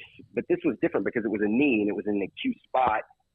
So there was some nerve implications and some things that were very direct that made it more like getting hit with a baseball bat. And so that just makes you more sensitive. And we knew moving to the left and rolling to the left was going to hurt. But you can't exactly create a game plan against the Bengals that doesn't involve moving left at all. So we knew it would be a challenge, but we were confident that he would be at least around 85% going into this game after the first couple of days of work last week. Bobby, his mechanics, everything else that you guys have worked on, the reason he's so good is that he's so unconventional, that he can do things from different arm angles, and a lot of that probably has to do with just growing up playing baseball, but everything he can do is so different. How much does it mentally kind of drain him that, you know, he trusts his body to make a throw any which way he can, underhand, overhand, you know, he could probably have a chest pass that was unbelievable, but when he doesn't have that, you know, strength in one of his legs, how much did that kind of mess with his head going through the week to know maybe I can't do some of these things at least for a week or so? That's a great question. He is incredibly mentally resilient, and he's got the type of mental flexibility you would want for anyone in a high-level position, especially a quarterback for your team. But I think the more challenging thing is when you think that your body has that feel and you can't really feel what your body is doing, and it's out of touch. When the communication is there, but the execution is not. And I think you saw even a few times last night, and especially the week before, is he would load up the throw, and the right leg just wouldn't fall in line and doing what it was supposed to biomechanically, and it would cause the ball to drift or cause him to even just lose pressure on the ball. There are so many neurological components and physiological components that run from your big toe all the way to your head, and when something's not right, it's kind of like an electrical outage. You don't know when it's going to go out, and when it goes out, it's out, and then you've got a real life problem, just like that fumble. So, man, obviously I'm proud of him. I wouldn't want to go with any other guy in that type of situation than Patrick Mahomes in any sport. And gosh, he just goes out there and continues to make us all look good. Bobby, what's a day like yesterday like on your end? Just taking it all in, making sure he's ready to go, all those types of things. Just from what's your vantage point on a game day like yesterday? Well, it wasn't a whole lot of fun to be around, David. I can tell you that. There was a lot of anxiety, but also a lot of confidence. And I think the anxiety comes from not being able to do anything. I mean, it's all up to him. He's got to go do it. That's why the athletes always deserve the credit, because they got to go out there and do the thing. And Patrick's got incredible support all around him. Chiefs have a fantastic medical staff, a great relationship with them. And then obviously he's taking care of himself, and just the way he was a pro this week and sleeping with machines, monitoring him, and doing all the things that just overtime from 5 a.m. to 10 p.m. It was a lot. So I think it was an emotional day yesterday, leading up to the game. You know, the Bengals have made this very personal. They've been unprofessional, to sum it up. And we were glad to get a win against a team that really, quite honestly, doesn't represent football in the way that we think that a pro team should. So when did you start working out or training with Jalen Hurts? So Jalen was an interesting case because his agent reached out to me in the middle of his combine training and wanted me to evaluate his biomechanics, basically how his body moves, the mechanism in which he throws the ball and how he moves, and just to see if I could find any things that would be helpful. And Jalen and I hit it off in a quick evaluation period. We were able to make an impact in that process. He was very impressive at his pro day. And I think people were surprised at some of the things that he could do and how the ball was spinning. And we created a good relationship. So since then, I've been able to coordinate with the people around him and help with a lot of his plans. And we felt like it was kind of a 3-year project to get his body where he wanted to get it. Now, he's got a lot of great people around him, too. He's got a guy in Philly that really works with him on a day-to-day basis in the season, along with, obviously, the Eagles. But Jalen and I's relationship was more around a consulting consideration. And yeah, he's been to APEC. He's trained with Patrick. And we've spent out a lot of hours together and entire off seasons together. But, man, I'm just proud of him. I know a lot of people, especially in the media, had a lot to say about his limitations and, him being a bust or him not being able to actually be a quarterback. And I just think it speaks volumes to where the NFL is going, that a guy like Jalen is one of the best players in the league at this point. Yeah, Bobby, I thought all the people who said that, like I have a friend who's a huge Eagles fan, and when they drafted him, said, "Well, you've seen him play a bunch. What do you think?" I said, "Look, I'm not any kind of talent evaluator, but I would say he's probably the infinitely most coachable player that will ever be drafted in any sport ever, because he thrives on that. And I wouldn't bet against him, because all he's pretty much ever done is win his whole life. So, if he can get the whole NFL thing figured out, I'd get out of his way." I think that's a great assessment. Well, I mean, I think this kid has got high levels of character and integrity and work ethic in any and every facet of his game and his life. And the hardest thing for me was to teach him and to talk to him. I wouldn't say teach him, but to try to get him to do less work and more meaningful work, and be more choosy about exactly what you're doing. And Jalen is such a professional. He's so respectful of people's time, and he's a worker. And this guy is any professional that you come across that's addicted to improvement has got a chance. And people that evaluated him correctly could see that there were a couple of physical limitations that were very fixable that we identified in the draft process.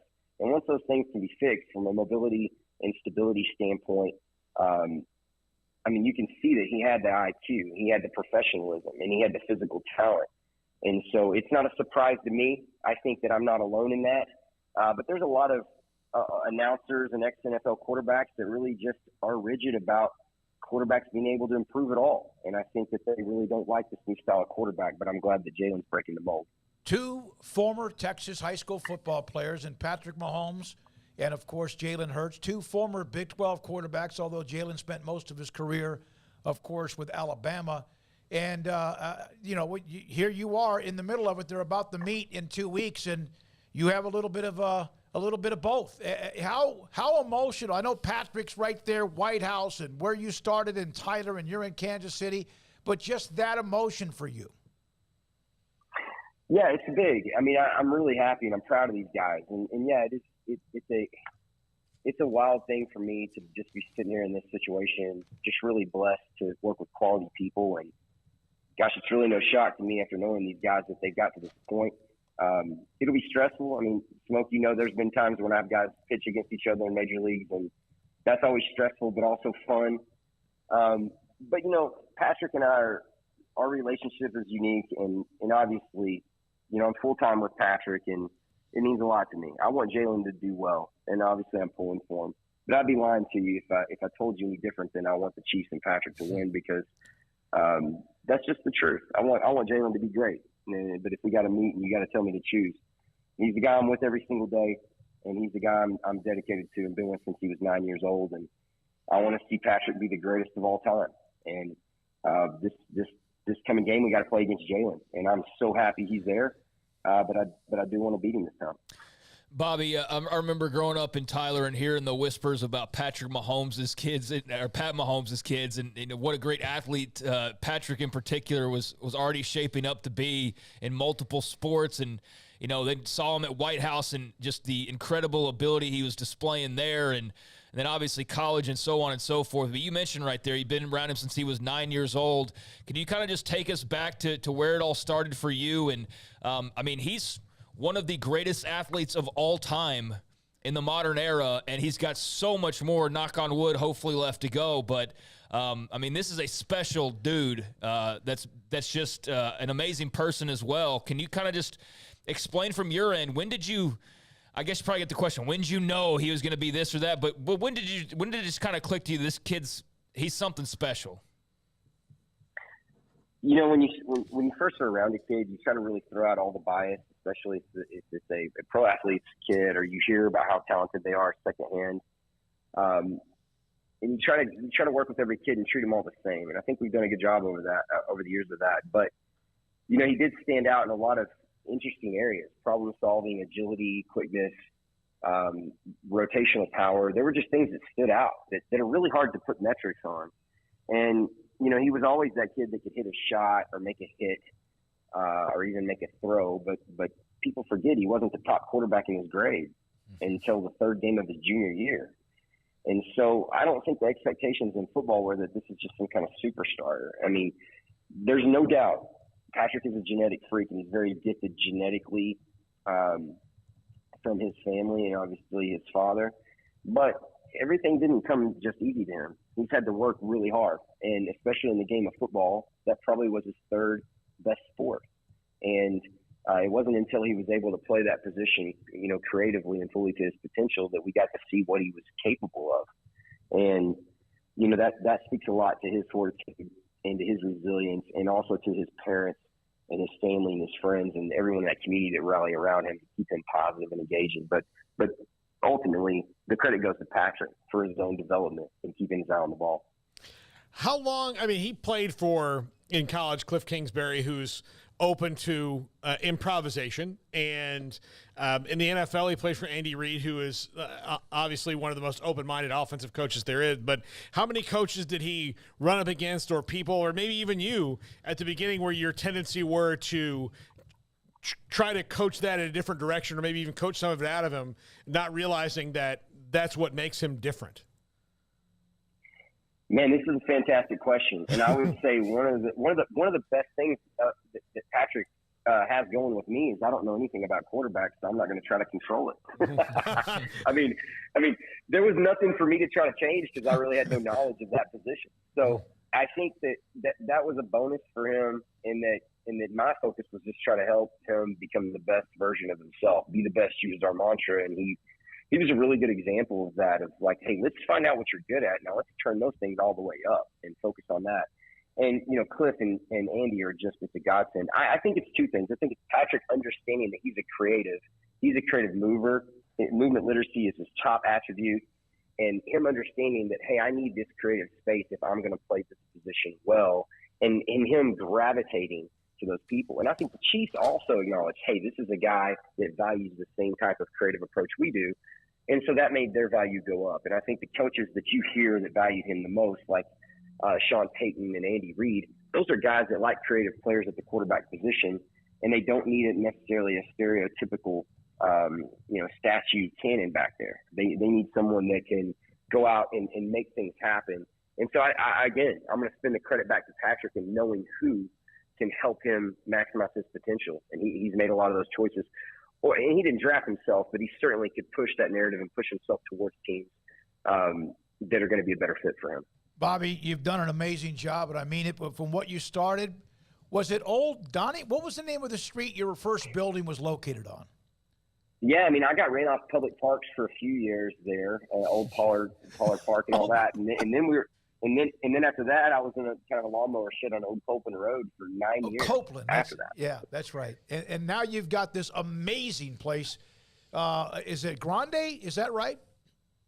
Yeah, so we got a brick and mortar location in Tyler, Texas on Grande, and then in Fort Worth, a Game On complex. We've got an Apex off of Alameda, right there where I-30 is, in between Fort Worth and Aledo. And and then we have those brick and mortar locations, and we have physical therapy, strength conditioning for all ages, kindergarten through professional athlete.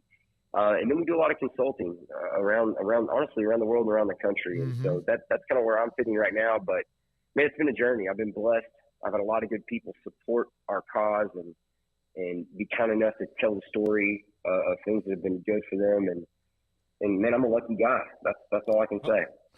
By the way, Bobby, I don't know when it aired. It was sometime last year, but I was over at my mom's house, and she is a big CBS This Morning fan.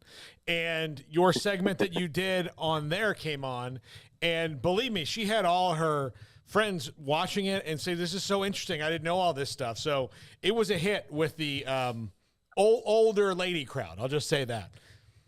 I'll take it. I love it. I don't know if you're going to get a lot of clients in that age group, but they were very interested in what was going on CBS this morning.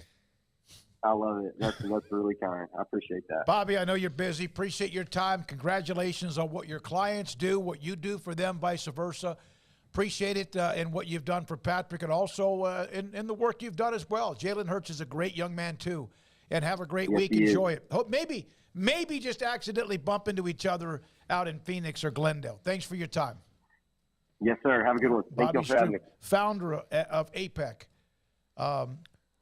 Accelerate Performance Enhancement Center is how and where the name of that company became APEC. Yeah, I mean, you've kind of said it, but if people had any sort of freaking clue of how that really started and to where it is now, like that could be like a documentary one day. That's really grassroots from the ground up. Dude, I remember before it was APEC. Was it even Bobby? Who was the guy before Bobby? Well, there was a guy named Tim Powers. Not Spark. Yeah, Tim Powers is who it was. Powers. He was doing SAC camp, speed, agility, quickness, and they were doing it in the parking lot of the high school I went to. Yep. He had like one client. It was Brian Thompson, a linebacker who signed with A&M.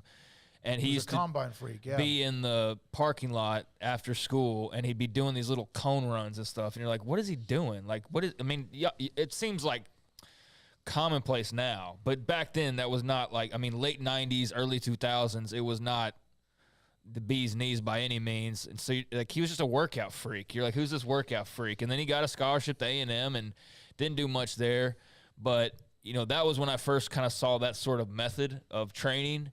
And then sure enough, SAC got bigger. And then my buddies started going to it because they wanted to increase their 40 times. And then it became a big deal. And then it got bigger. And then, Bobby entered the picture at some point and completely flipped it on its head into this monster that it is now.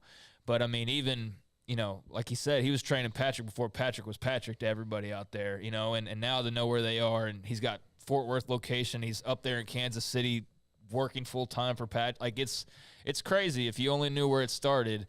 I used to go to high school with his wife back in the day. She was a year older, but yeah, it's a great story, and thrilled for all the people involved. And I just never knew when I was watching Patrick Mahomes, who was a safety when I first started watching him at White House High School, and then I got to see his very first year starting varsity, and you knew right away something was special, but I didn't know maybe the greatest of all time when it's all said and done special. And I don't want to get way too far ahead of ourselves here because Tom Brady's got a lot of Super Bowls, but you can't tell me that thought's not crossing people's minds already at his age and what he's already done. Long way to go, obviously, but it's incredible. Well, he is there's no Patrick Mahomes is the next this guy. There's nobody that you can compare him to because he's so unique in the way that he plays the game. Yeah, he's a magician. He's an artist. And Tom Brady, for all his greatness is in his consistency and the way he's gotten better and his longevity. But there are plenty of quarterbacks who played the game like Tom Brady did. Tom Brady's just done it better than everybody else in the traditional sense. Is he like the Steph Curry of football? Yeah. Yeah, exactly. Steph, Who do you compare Steph to? He's a mold breaker. You can compare LeBron to Michael or LeBron to Magic. Those guys kind of exist, right? But Steph, nobody was shooting threes to the percentage that Steph Curry was. Well, not as many. The game changed too. But even to Reggie that point, Miller would have been at least early on. Yeah, that's probably fair. But not hit at Curry level. No. Curry's taking it to levels that are just absolutely ridiculous. Stupid. Yeah, that's the thing about Mahomes is that he's just so unique. And one of the things that stuck out to me in that is that football was his third best sport, and that's the one he's a professional at now. Well, kids coming up now don't have third best sports because they're only kind of specializing. So I would say if you would like your kid to be a professional, follow the Patrick Mahomes path. Well, there's a lot of people out there saying let him play all the voices, all the sports. But there's he thrived playing all of them though, and if you knew, you heard about Pat Mahomes' kids, but especially Patrick, as he started to kind of grow up a little bit. I remember being a kid, his mom was bartending at Outback Steakhouse. Patrick's mom was our waitress time and again at Outback Steakhouse when Dad was in the majors. And I guess she just was, feeling tired, whatever the case. I don't remember exactly the details because it was like 1995 or whatever. But, Patrick would have been barely born or a child at that. He would have been very young if he was even born at that point. But, yeah, I mean, it's just crazy knowing a bit more of the backstory because of where I'm from and where he's from to have some of those details. But, yeah, I mean, you heard about what a great athlete the Mahomes kids were, and especially Patrick as he got older. But then, like I said, I saw him. He was a safety. And then White House had a quarterback opening, and he won the job. And junior year goes out there and just sets the freaking world on fire. And I still don't feel like he was recruited enough. I mean, I know he got locked in because of the attention that Cliff paid him, and that was pretty much a done deal once he made it official. But, I mean, you go look back at, like, his rivals profile. Yeah. There's, like, 3 offers on there, dude, for Patrick freaking Mahomes. There's, like, 3. There's, like, Rice and Tech and, like, somebody else. It's crazy. I'll never forget, Craig. Pat, who's going to join us at 5, texted me. He wanted to visit Baylor.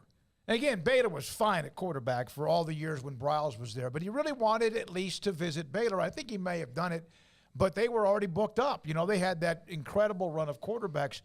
But there were no many blue bloods involved. No, there was not. I really can't wait to remind Seth Russell the next time I see him that the reason that Patrick Mahomes didn't come to Baylor is because of him. Yeah, it might have been Stidham.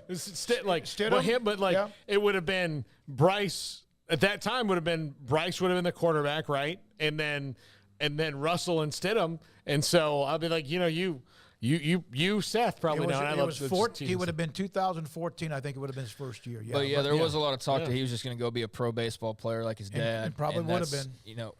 No, he got drafted, but he wasn't drafted very highly, and that's when he decided, or if he had not decided before, that he was going straight football, or he's going to play football. He started playing baseball at Tech, gave that up after like a couple years, and the rest is history. He played one more year and was out for, out of there to go be a first-round pick. And remember, I mean, if y'all recall, Andy Reid moving up to get him, people were like, huh?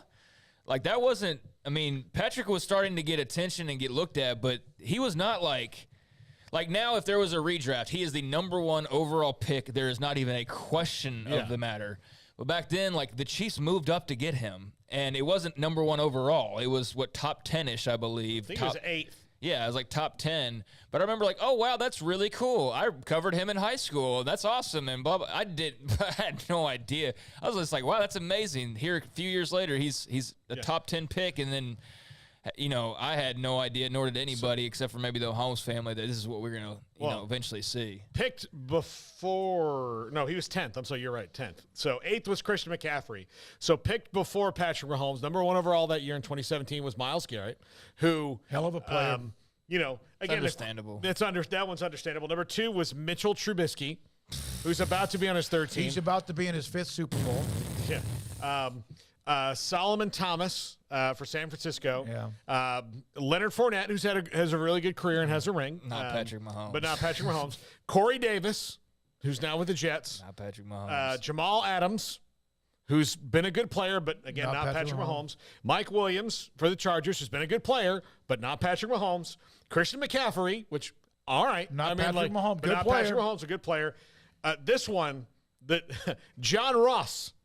The receiver? Oh, yes. Man. Yeah. So, and then Patrick. So, yeah. Was Ross the one that ran the 40? Oh, yeah, he was, he was a fast guy. It would have been a Raiders pick, at one point in time. That kind of idea of, it's super fast, let's draft him. But, I mean, it's an amazing story. I mean, he was always kind of pegged as a future pro athlete, but not like this. Not in this game, not at this level.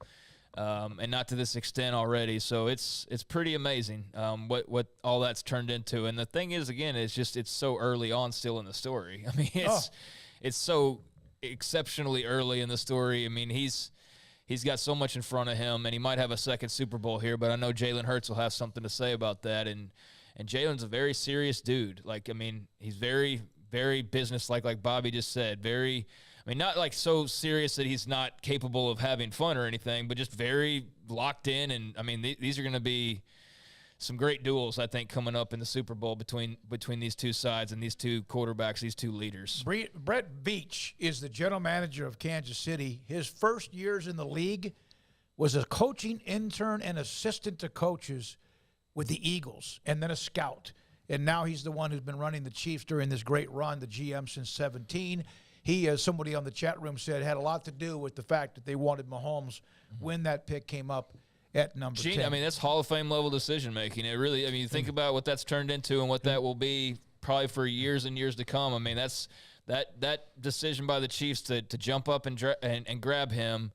You know, does anybody other than Andy Reid do that, or Brett Veach? I mean, and that's how great stories and tales get written. And there's one being written right now. Remember, sat him for a little while too. He got to sit. So hey, incredible. One bad note from yesterday: Purdy got hurt early. He has a torn UCL and will now probably be sidelined for some 6 months. That's a report from various NFL-type writers and those who cover the game. So that's our that's little a roundup. tough ending to what was a dream season. Our little roundup at the beginning, I mean, kind of just glossed over that. But, yeah, I mean, Purdy's got a bright future as well. You know, great to see what impact he was able to make, but just very unfortunate that happened when it did and just kind of ruined the whole feel of that game, you know, right out of the gates. So, yeah, I hated that. Injuries and officiating. If they could just stay out of the way, that'd be great, especially in big championship-style games. But we had a little bit of both, so. All right. Maybe Tommy John for Brock, if it's the worst case scenario. Okay, when we come back, we'll hear from Jeff Howe. He covers UT. They host Baylor tonight. The Big 12 standings bunched at the top and had a good run, 7-3 against the SEC over the weekend. His thoughts about what Rodney Terry continues to do, the loss to Tennessee. I don't know how many of the Big 12 teams would have gone into Knoxville to beat the Vols, who are ranked number 1 or number 2 in the country behind unanimous number 1 this week, Purdue. This is 365 Sports. PettyClinicLowT.com. Dr. Kent Petty can help you feel better, help you become the man you used to be as you get older. And 1 out of every 3 men have symptomatic issues of testosterone levels dropping. Could be something as simple as your energy. That happens. Could be sleep habits. That happens. Could be your sex drive. That happens. And it all could be attached or tied into your testosterone level. And as you grow older, the level does drop. So what Dr. Petty and his staff can do, contact them online, PettyClinicLowT.com. Go online. There's an email and phone number, and there's a way to contact them through the site and tell them you heard me discuss this. Then they will contact you, and they will set up an appointment for you to get your blood work. They will take care of all of that. And then you go whenever it's convenient for you to get your blood drawn. Dr. Petty will then get the results, see if your testosterone levels have dropped or are too low, and then give you the option, the program, to put you in a program to increase those levels so you could become the high-performance man you want to be, need to be, and used to be at PettyClinicLowT.com. Here's qualified buyers at 5.49% for 72 with 5,000 down, cash or trade, TT electric, see deal for details. It's the New Year, New Ride pre-owned savings event at Richard Carr with the biggest selection in years on pre-owned cars and trucks. Qualified buyers can find great deals like a 2014 Buick Encore for only $149 a month, or a 2015 Kia Sorento for $237 a month, or a 2015 Ford F-150 truck for $392 a month. Over 80 used, thoroughly inspected vehicles in stock. 100% approval is always our goal. Get here now for the New Year, New Ride savings event at Richard Carr. At Richard Carr, we give you more. What are you waiting for? Next year's New Year's resolution to lose weight, get fit, start working out? 3, 2, 1, go to Waco Regional Tennis and Fitness. If you really want to get in shape, get rid of weight or inches, you have to make a commitment to work out. End the excuses of not enough time, you're too tired or too busy. There's a special place that will change your life at Waco Regional Tennis and Fitness on Lakeshore Drive in Waco. And they have a commitment to you too. With personal trainers Christy London, Randall Corley, and Alex Bosch. State-of-the-art Cybex equipment, new weights and spin bikes, clean and spacious locker rooms, each with a whirlpool and sauna, and a staff that will know your name when you walk through the front door. Elite tennis facilities and a great tennis pro in Britt Coleman. Waco Regional Tennis and Fitness is a place you can call home, a place you can work out on your own or with 40-plus group exercise classes. It's time for you to get in shape, lose inches, get fit at Waco Regional Tennis and Fitness on Lake Shore Drive in Waco.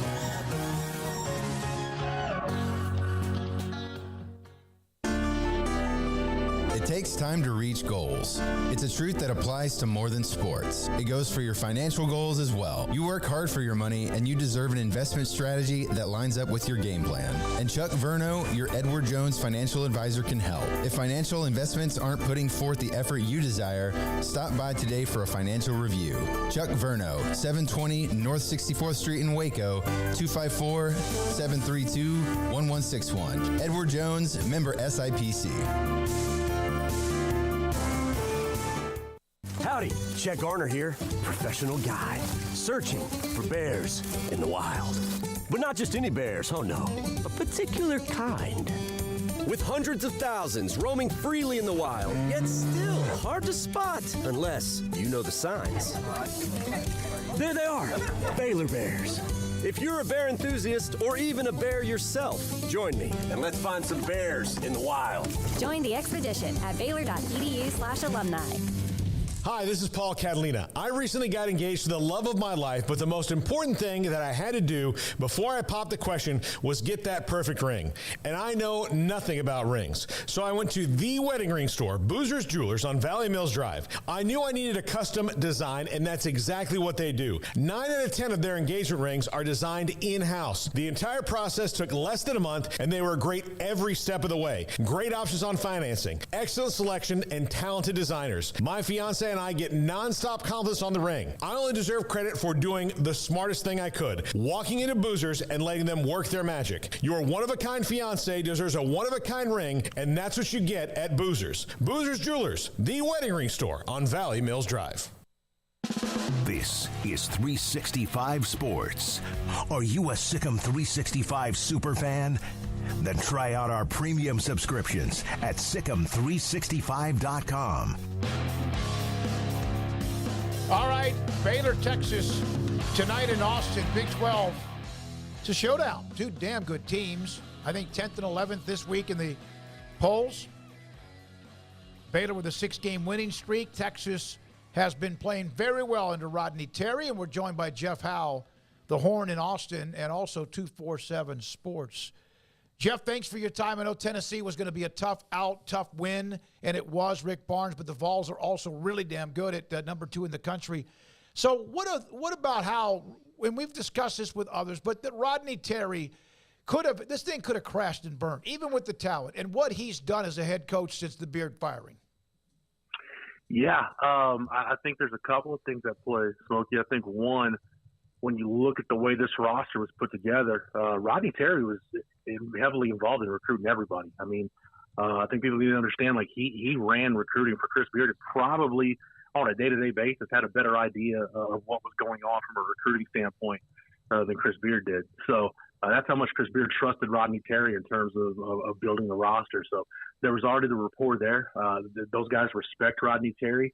And quite honestly, I think it boils down to they've gotten the most, other than the Tennessee game where he didn't shoot the ball all that well, they've gotten the most consistent stretch of basketball for Marcus Carr that he's played at Texas.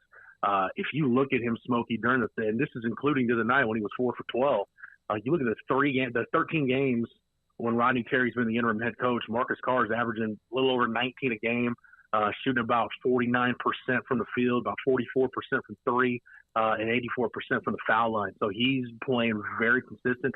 They get a lot of scoring from their bench. I think that's one of the things that really stands out about the Texas team is how deep they are. And we know they're deep, but they get meaningful contributions night in, night out from their bench guys, whether it's Brock Cunningham gave them really big minutes in their win over Texas Tech with Christian Bishop and Dylan DeSue got in foul trouble. Sometimes Bishop has been that guy. Jabari Rice carried them offensively in the Tennessee game. So I think it's just a combination of, like I said, Rodney Terry, just the rapport that he's got with the players, what you've gotten from Marcus Carr, and then I think the bench depth and just guys understanding their roles. That part of it hasn't changed. Jeff, this is a roster that, and I'm trying to double check, but I'll just say generally, because Baylor's won 7 in a row, has not beaten Baylor. They've not had that, and it's a veteran-laden team. How much does this team, Baylor, kind of stick in their craw about one hump that they have to get over if they're ready to take the next step? Yeah, I think what different about that, Paul, is just the quick turnaround. I don't know that they've had a lot of chance to sit around and think about Baylor because you go to Knoxville, you get home late or early Sunday, and then you got to turn around and play Baylor. So I don't know that they've had time to really sit and think about it other than the fact that they're playing a really good team. But I do know the guys that are still on this roster that played in the game in Waco last year. I can tell you this from talking to people around the program and even some of those guys that said they were embarrassed by the loss they had in Waco last year. They didn't play well, probably the worst game defensively they played last year. They couldn't keep pace with Baylor. And granted, Baylor was really good last year, but I think they were flat out embarrassed by the way they played in Waco last year. The game in Austin was closer, but I think when those guys sit down and start to think about Baylor, I do think it sticks in their craw again, but I think it goes back more to not necessarily the run that Baylor's had against Texas, but really, that loss in Waco last year was really a sticking point for them. So, Jeff, by my count, Texas has 10 regular season games remaining. I believe that's 1, 2, 3, 4, 5, 6, 7. Yeah, 10 regular season games remaining. Only 2 of those are not against top 15 teams. That is life in the Big 12, isn't it? Yeah, I was thinking about this today, Craig. Every team in the Big 12 kind of had that 3 to 4 game stretch where, either you don't play well or you're playing good teams or things just don't break right for you, and you can go through that tough stretch.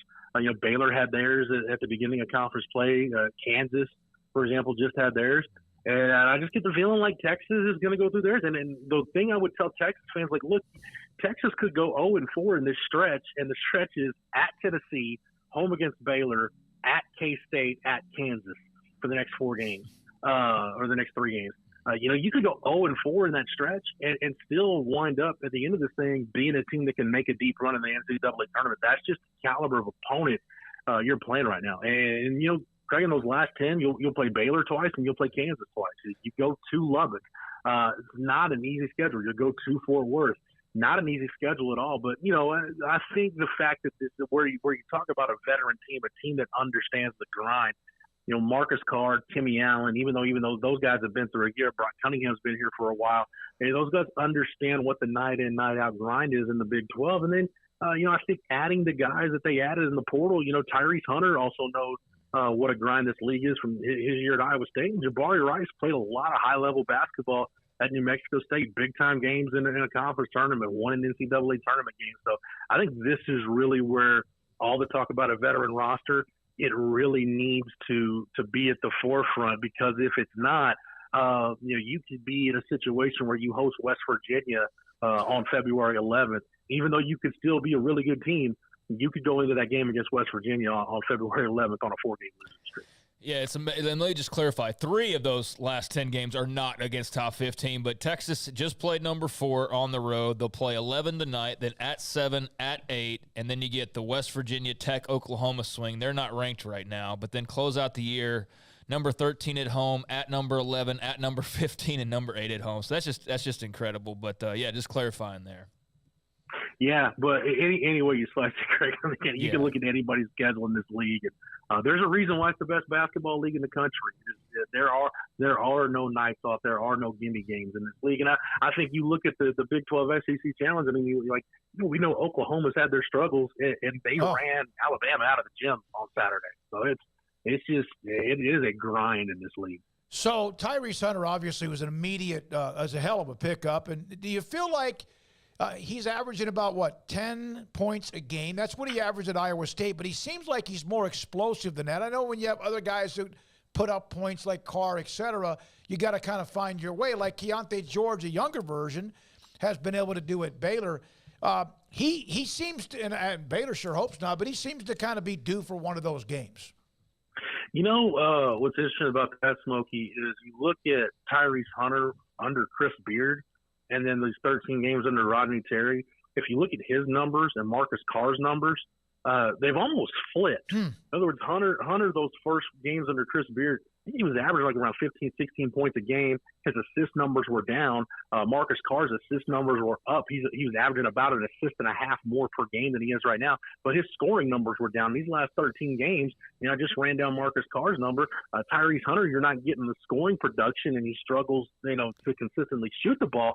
But his assist numbers are really good. His turnovers have been down. So he's playing smart basketball. The thing with him, Smokey, that they got to figure out, and they haven't figured it out, all year long, even going back to, I think this really started, go all the way back to the Gonzaga game. The Gonzaga game was in the middle of November. He left that game with some cramping issues. And other than maybe, the first kind of that late December swing where, they were against Louisiana and A&M Commerce at home and then at Oklahoma on New Year's Eve, other than that little 3-game stretch right there, he's dealt with cramping issues the entire year, and they haven't really figured out why it's happening, what the trigger is.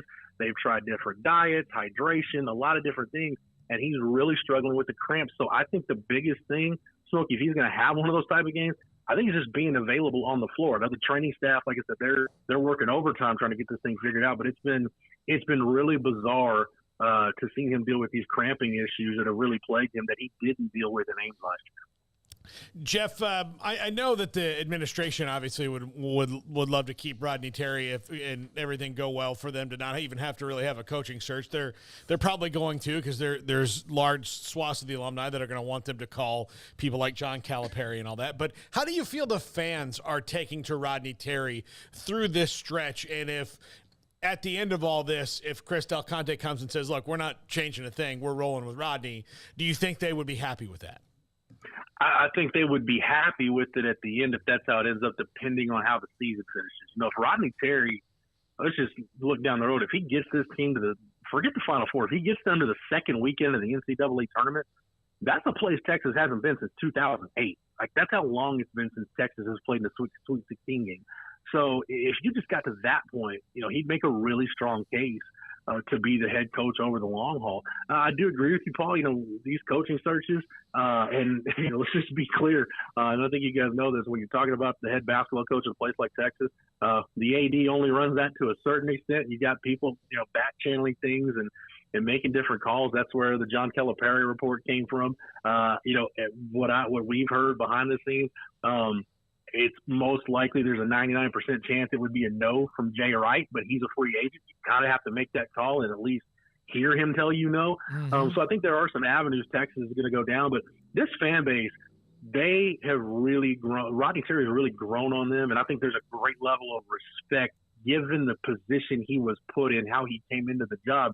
And, Smokey, going back to your original point, it's the fact that it hasn't completely come off the rails. And you're in a position now where even if you struggle during these next 3 games, you still got a chance to put yourself in a position the back half of conference play to be in a position to be a top 4 seed in the tournament and get yourself some favorable matchups and maybe get to that second weekend. And once you get to that second weekend, who knows what happens at that point. So, but this fan base, I think they're going to be forever indebted to Rodney Terry just for being able to step in the middle of a really difficult situation, a situation where there is no manual, there is no blueprint on how to handle that, and keeping this thing on the tracks to where you're heading into the month of February still really in the thick of it. With Kansas State playing Kansas, there's a chance that they could end up 6-3, and of course they could also win that game. Isn't that coming up like a quick turnaround with that one? Obviously, Iowa State coming off their loss to Missouri. That's a non-conference game, but this is a huge game. Texas could either be a couple of games ahead of Baylor, plus a win, or Baylor could have started 0-3 if they win tonight. Could be by sometime tonight or this week at the top of the standings, tied with somebody at 0-3. Should be. It's kind of a tweener game as far as the standings at the top. Jeff, thank you very much. We appreciate it. When do the Horns start spring drills? I will probably get a start date on that on Wednesday. Haven't heard. We know the spring game is going to be on April 15th, but they're already going through winter conditioning. No, I don't know if Arch Manning has lost and found his ID again. I don't know if he's in possession of it, but never a dull moment covering this football program. But no, everybody's really excited. It should be a quiet Wednesday for Texas. 90% of their work was done in December, but it's full steam ahead. And, just looking forward to whenever spring practice. Hey, I have a theory on Arch Manning's ID. I think he's trying to have a rom-com meet cute. And that's what he's trying to do. You ever watch a romantic comedy, Smoking? There's some kind of stupid rom-com. I didn't even know what that meant. Yeah, the romantic comedy. Like they have a little meet cute where it's not just they're like meeting in the like somebody introduced them. It's like they've got to run into each other on the street, or somebody's got to spill something on them. He's just dropping his ID, hoping some hot chick. I don't think he has to do that, Paul. I know, but I don't Austin. think he has to. I think he wants to. I don't know about the rom-com, but I do know after watching the preview again during the AFC Championship game, I'm all about Cocaine Bear. I don't know about you guys, but I'm saddled up and ready to ride with Cocaine Bear when it comes out. That one guy's body's been shredded. Thanks for your time, Jeff. Appreciate you, buddy. Anytime, guys. I saw the trailer. I'm like traumatized watching that, the Cocaine Bear. All right, thanks to Jeff Howe. Baylor and Texas tonight just after 8 as part of the Big 12 Monday. Baylor playing back-to-back Monday nights. They won against Kansas at home last week. I think, sadly, Cocaine Bear might be the last time we get to see Ray Liotta. I think that's the last thing he appeared in. Yep. Yeah. I feel like I read that right after he passed. So, yeah. Well, what a way to go out. Hey, look, I'm looking forward to seeing it. It looks Maybe he was pretty funny. killed by the bear. I don't know. Cocaine didn't kill him in Goodfellas. Yeah, no. Did not. It's actually very fitting. Very fitting that's his last movie if you think about it. But, yeah. All right. R.I.P. On the chat, in the text line, 254-339-1122, Paxton, I wish I could copy the picture, but Paxton sent us a picture of Patrick Mahomes and the referee from last night's game. As the players switch jerseys, they sign them, and they swap jerseys with the official with Patrick Mahomes is 15 and Patrick Mahomes with the referee's striped zebra jersey. Well, Paxton. So pissed. Here's the thing, and he's having a good time, and I've seen this on the internet. The third down botch wound up not hurting the Bengals at all. As a matter of fact, in kind of a weird way, because of the time that took off the clock, it could have helped them had they finished that last drive. But then the other penalties I know, they weren't happy about. But, man, you're called pass interference on Eli Apple. Everybody's done that, right? He does it every week. Yeah. It's the kind of player he is. I am still, and I understand it can reroute a route. It could stop a route. It could be the pass interference, of course, in the NFL is deadly because it's yardage and the spot. The illegal hands to the face, I get it.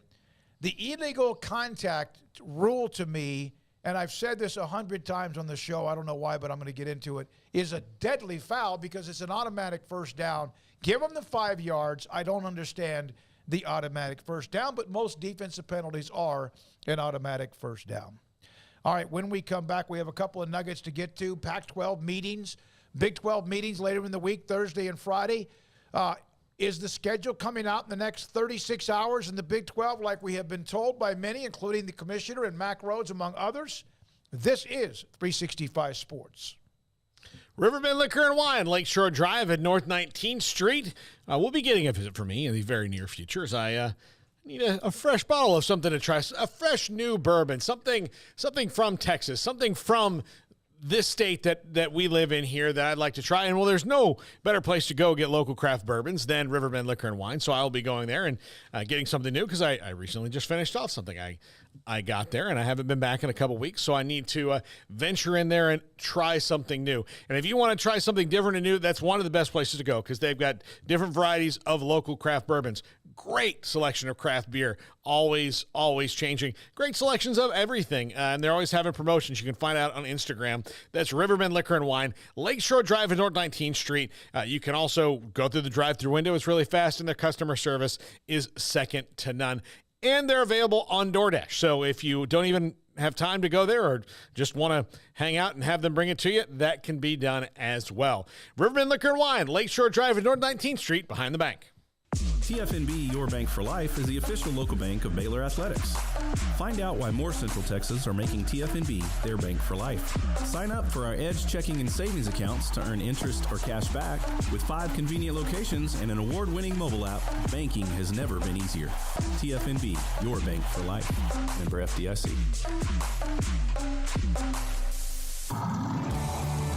Waco Custom Marketplace is your hometown grocery store with a full-service butcher shop and bakery. Hi, this is David Smoak. The butcher shop can take your customized orders for seafood, pork, and poultry and custom cut your favorite steaks from bacon wrap fillets to T-bone to bone-in ribeyes. Cut specifically the way you want. They have Norwegian salmon fillets, catfish fillets, sliced ham or turkey and lunch meat, variety of cheese available, and several options of sausage links. Fresh chicken breast or whole chickens, sliced bacon, pork chops, ground beef, marinated beef, and chicken fajitas, and always large briskets available, plus fresh vegetables. So the great product, customer service, and family tradition of the Bauer family continues at Waco Custom Marketplace, open Monday through Saturday. A full-service butcher shop and bakery available. Waco Custom Marketplace, 425 Lake Air Drive in Waco, or WacoCustomMarketplace.com. At Ideal MRI, we feel blessed to be part of the Waco community. We're a small family business here in Central Texas. At times like this, the cost of healthcare has never been more important. And unfortunately, significant illnesses and injuries still occur. And that's why Ideal MRI is open and here to serve you through this difficult time. So if you need an MRI, ask your doctor about Ideal MRI. You can schedule online in minutes at idealmri.com or call 833-IDEAL-MRI.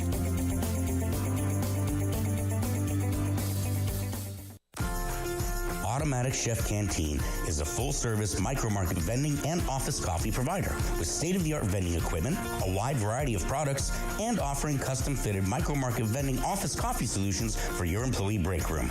You want a full break room solution and a workplace oasis? Well, Automatic Chef Canteen, locally owned and operated for over 50 years in Central Texas, also includes in-house mechanics on call 24/7 for fast, reliable service and maintenance. Automatic Chef Canteen, 6900 Imperial Drive in Waco, or online at automaticchefcanteen.com.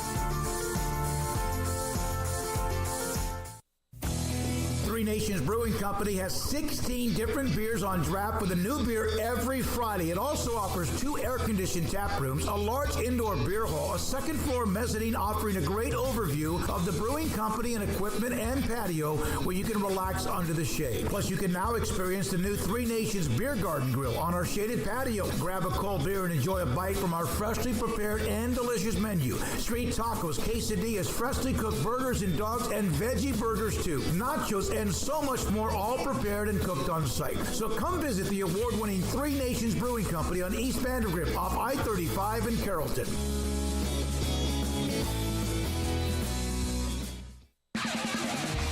This is 365 Sports, powered by Sikkim365.com.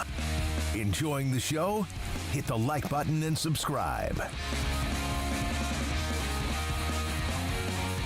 Patrick Mahomes and the Kansas City Chiefs, Andy Reid against his former team, Philadelphia. Jalen Hurts, we mentioned it, had Bobby Stroupe on earlier, who's trained Patrick since he was back in the day at White House, Texas Tech, now with the Chiefs. And Pat Mahomes, Patrick's father, joins us, former, longtime veteran Major League pitcher with us on 365 Sports with Craig Smoak, Paul Catalina, and David Smoak. How proud of a papa were you watching him gut through that last night? Oh, man, it was pretty special, knowing, what he had went through all week to get there and trying to prepare himself to go out there and play a game, and to see him go out there and play it and do it successfully was a great deal. As a parent, when he is hurt, I know you already watched the game, white knuckling the whole time anyway, but is that one, is your heart in your throat from the time the game kicks off? Not so much with the ankle. I mean, I was just hoping that nobody else landed on it. I thought he'd be able to gut through it and get through it. It's a lot different than, say, a concussion and some of the other stuff that can take him out. So I wasn't that worried about it so much. I knew he could move well enough where he could protect himself. So that gave me some sense of security. Pat, just how crazy is it? I mean, I know he's already been there, done that in terms of the Super Bowl, and God willing, there'll be many more to come. But just, do you get a moment like during yesterday to kind of sit and pause and just sort of reflect? I mean, what's it like being a father of a son who's experienced this level of success? Man, it's crazy. I mean, actually, we've been through so much in just 5 years. This is his third Super Bowl. Winning some MVP and playing in a lot of big games. So it's kind of crazy to think that we've gotten here this fast. With him, and I just like to sit back like the rest of us, I think, and just kind of sit back and watch him and just try to see what he's going to do next. Besides everything that he has, the talent, the drive, and all that, what separates him, Pat, from maybe others? I think it's his brain, man. He recognizes and processes information so quick. He sees a certain coverage one time and he never forgets it. He knows what to do next time that he sees it. So I think that's the thing that's most, overlooked about him is how smart that he studies the game and prepares himself for the game, so that when he gets into the game and he gets into those situations, he's very easy to dissect it and get on with the play. Does he? Would you call his memory photographic? Is he like that? I think they say it's eidetic, okay, whatever that means. So I know that he sees something one time, and like if he reads a book or something, he could tell you. You could ask him something about the book, and he could tell you what chapter it is, what paragraph that is, and exactly where it is in the book. So that definitely helps him out there on the football field. Man, that's superhuman. Pat, when he was coming out of Tech, he obviously was a productive quarterback. They didn't have a lot of success. He put up huge numbers, but kind of go back over draft day, the discussions leading up to the NFL draft. Trubisky was picked very early. We know it did not work out well for him, and there were others in front of him. But what was going on that moment when Kansas City decided to move up to pick him? Do you remember much about that? Oh, yeah, I remember. He had told me that, Kansas City was going to try to move up to take him. They didn't know how far they had to go up. But deep in his mind, I think he thought Chicago was going to take him, and he knew for sure that Arizona at 13 would take him if he got to that far. What he didn't know is that Sean Payton wanted him there in New Orleans, when they were picking 11. So, he had some good options, but he knew Kansas City really liked him, and it was a good situation for him. And be with Andy Reid and all those weapons they got over there, that ended up being the ideal spot for him, and I'm glad they got it. They also kind of with Alex Smith, they were able to allow him to kind of just understand and marinate a little bit. How critical do you think that ended up being? Oh, Alex was a lifesaver. Everything that Patrick has done, Alex has a little bit of taste in it, man. I've been in those clubhouses. I've been in the locker rooms when you try to talk to a veteran guy and they won't give you any information because they think you're going to take their spot. And for Alex to, open it all up and show him how to be a professional, teach him the ins and outs, and keep him with him, day by day, and tutor him and just kind of mentor him. Alex gets an unbelievable amount of credit, and I'm just glad that Patrick soaked it up, and he was like a sponge and soaked it up and used it. Has he ever been in a game, even in any sport when he's a kid, and not looked like he's having fun? Because to me, he looks like he's having a blast, even when things aren't going that well. I always say I don't think the moment gets too big for him. He's seen a lot at a young age. Being able to go with me and see me playing World Series games and see 60,000 fans and all those people out there yelling and stuff. I just think he's seen it all. So nothing really phases him. He just goes out and plays the game, and he plays hard. And we got our motto. Players make plays. So. He's going to go out there and try to make a play, and fortunately enough, he's made quite a few of them, and so he happens to be in the position that he is now. How much did not playing in the Super Bowl last year fuel him? Obviously, it fueled the team, but did he say much to you about that? Yeah, he was heartbroken, man. I mean, sometimes you take it, you take for granted. Everything has came pretty easy for him. He's had a lot of success and all that, but I think last year was kind of an eye-opener, with him losing that game, especially with them being up as far as they were, in that game and then end up losing that game. And then everything. So he's, it fueled him. I knew that once they started talking and trash talking and kept mentioning that he had never beat this guy and all that stuff, I knew he was going to be ready to go. And I was just, eager. I couldn't wait for yesterday to see it because I knew what he was going to do. Yeah, I was going to say that Burrowhead stuff didn't go over very well, I don't think, did it? No, I don't think it went over too well. But I also know this kid. I taught him to be the opposite of what I was, so I knew he wasn't going to snap back. I had to kind of do a little something myself. But I mean, I knew he was going to be ready to go, and I just couldn't wait to see it. What do you mean, Pat? I mean, I've only known you since you were in high school. I mean, you were a fiery competitor. Is that the best way to put it? Oh, yeah. I mean, trash talk is my game, So, that's the way we grew up. You talk a little trash here and there. And, like I said, I know he wasn't going to do it. I even was trying to, tell him, hey, you need to say something, But, I know that ain't his style. That ain't what he does. So, it was just good to see him go out there and play, man, and have a good game. Oh, he's got Travis Kelce out there that can take it care of. Like all the other 10 guys don't have to say a word based on what you see. So that's my boy Killer Trav now. He always speak his mind. So he's got a little bit of Patrick's daddy. He's gonna talk for everybody. So you got to have guys like that. He had his Jake Parker in high school.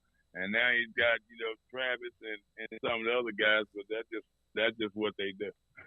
Can you explain just the chemistry that those two have, Pat? I mean, I know that, in sports there's always the chemistry that guys, you just seem to play off of each other better than others. But what is it about that combination of Mahomes and Kelce that's just so special?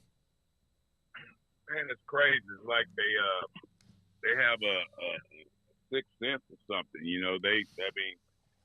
A lot of the routes that Kelce runs are not the routes that he's supposed to run, and it's crazy because he breaks off script and he does different things, and some reason Patrick seems to know what he's doing. So I mean, it's been that way, from the beginning. I remember the first game Patrick started, not the game against them, but the first time he started as a starter.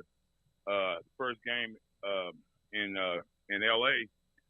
Kelce, I think he caught maybe 3 balls, had like 20 yards, and he came out of the locker room, and he was, you could tell we had won the game, but you could tell he wasn't happy, and I remember pulling him to the side, and I go, hey man, I'm gonna tell you something about, my child. I said, he's gonna throw the ball to, whoever's open. They were double teaming you, so you weren't open, so he threw the ball to Tyreek. And then the next game, Kelce caught 2 or 3 touchdowns against Pittsburgh. And he came right out to me. He's like, Pops, you're right. So they developed a hell of a bond on and off the field. So they just seem to know what each other's thinking and what they're going to do, and it just works. Pat, how much has the success he's had in Kansas City, which is, 3 Super Bowls in 4 years and on the cusp a year ago? At White House, they weren't very good. They were okay. They were an average, a little bit above average team, playoff team. And then at Texas Tech, we know that they struggled. Cliff, the head coach, and his last year they were 5-7 despite massive numbers his 2 years at junior and senior. How much does being able to taste winning become contagious for him? Because he really didn't have a lot of that in high school and college. Well, I mean, he had a little bit in, like I said, a little bit in high school. College, he put up crazy numbers, but, defense was never that good, and he didn't get the win. And the thing about college is he always wanted to get them a Big 12 championship. And then I think after he realized that wasn't going to be a possibility, that's when he kind of started shifting more toward the pro game and to be able to go to a team that was already winning and then add an extra piece and keep adding and getting better and better, you know, it starts to get contagious. I mean, he was always a guy that, you know, he was going to make those plays and do what he had to do because, you know, when he was at Tech, you know, you had to score every possession just to have a chance to win the game. So that's something that he's always done. So now that he's getting some wins behind it, I mean, it's got to be very gratifying for him. You mentioned being a son of a major leaguer or a pro, no matter what sport, could be hockey, whatever.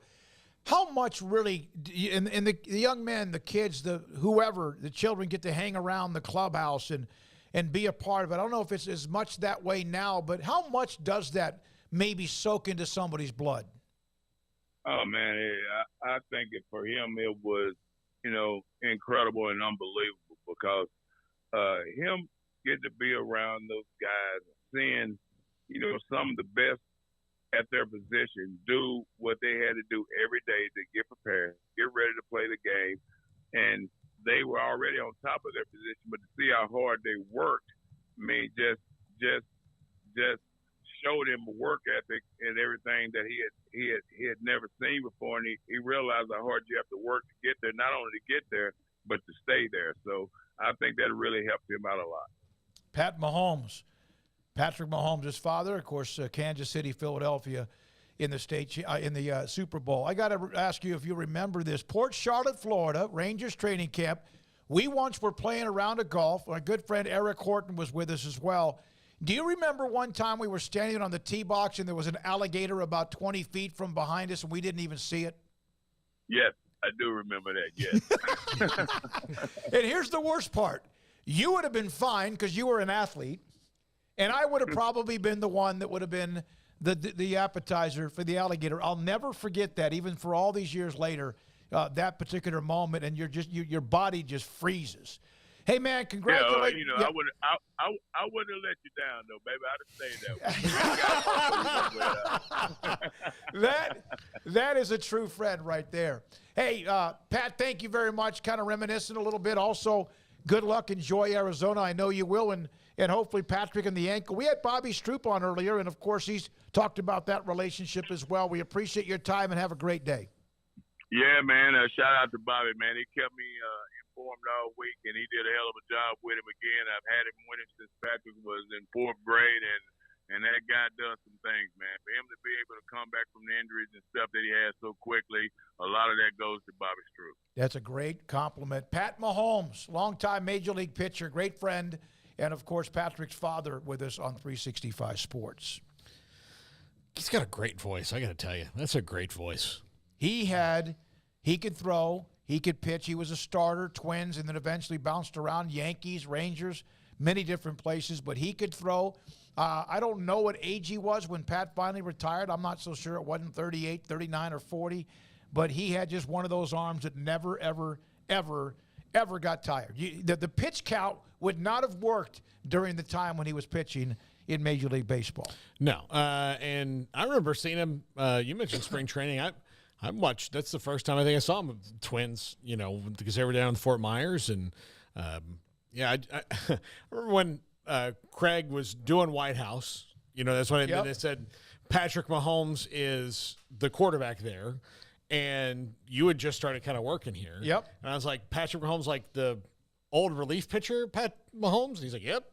And you think, oh, that's a weird. I wonder how that's going to work out. It's worked out well. It's worked out really well. Yeah, man, he was a safety the first time I saw him. That's and crazy. Then, then turned to quarterback and started just doing a lot of crazy stuff like you see now and doing it at the high school level. And, you need to give White House a little bit more credit. I mean, like by his senior year, I had bolted his senior year, but you're making it sound like they didn't win that much. They were pretty good by the time Patrick wrapped up. Like they had a nice little deep playoff run, I believe, his final year. Maybe I'm wrong on that, but no, they're 12-1. They were 12-1. I mean, I think they lost to Mesquite Poteet, or had a huge game against Mesquite Poteet. I remember listening to the game on the radio. Yeah. Okay, how's this? 2011 was the year he was playing safety, and they were 5-6. Yep. I remember that. And then the following year, he's starting as quarterback for the very first time. They go 10-2. Yep. So. And then the following year, his senior year, 2013, so it was the first year I got here. I missed his senior year. They go 12-1. So, yeah, there you go. He was doing crazy stuff. I mean, just launching throws and doing, a lot of the same stuff you see now. Just like, how did he do that? There was a lot of that going on and just didn't realize. I think I realized, not that he was going to turn into that, but like I realized he was a pretty special player, but I also kind of knew of him beforehand because of his daddy and hearing about his daddy's sons growing up. I knew that Patrick was going to be a good athlete, so I expected that going in. But, yeah, by the time he started playing quarterback, he was just doing crazy stuff. And I just remember thinking, like, why is no one else offering him? And I think I finally got explained to me that they did, but I think he was just locked into Tech. Well, they obviously came in late, too. Yeah, they came in too late. He was already locked into Cliff and Tech, and so he might have gotten offers that were never reported because he was locked in. Because if you go look at his old Rivals profile, I mean, it's a barren wasteland, basically, compared to what you would think it would look like. And credit to Cliff Kingsbury and being on top of that and getting him to Lubbock, because they're going to live off that Joey Maguire had absolutely nothing to do with Patrick Mahomes, but they are going to thrive and have been on the profile that he has and the way that he's raised the profile of Texas Tech and will continue to for the foreseeable future. I mean, having a guy of that caliber, that's like if you're looking at he's their RG3.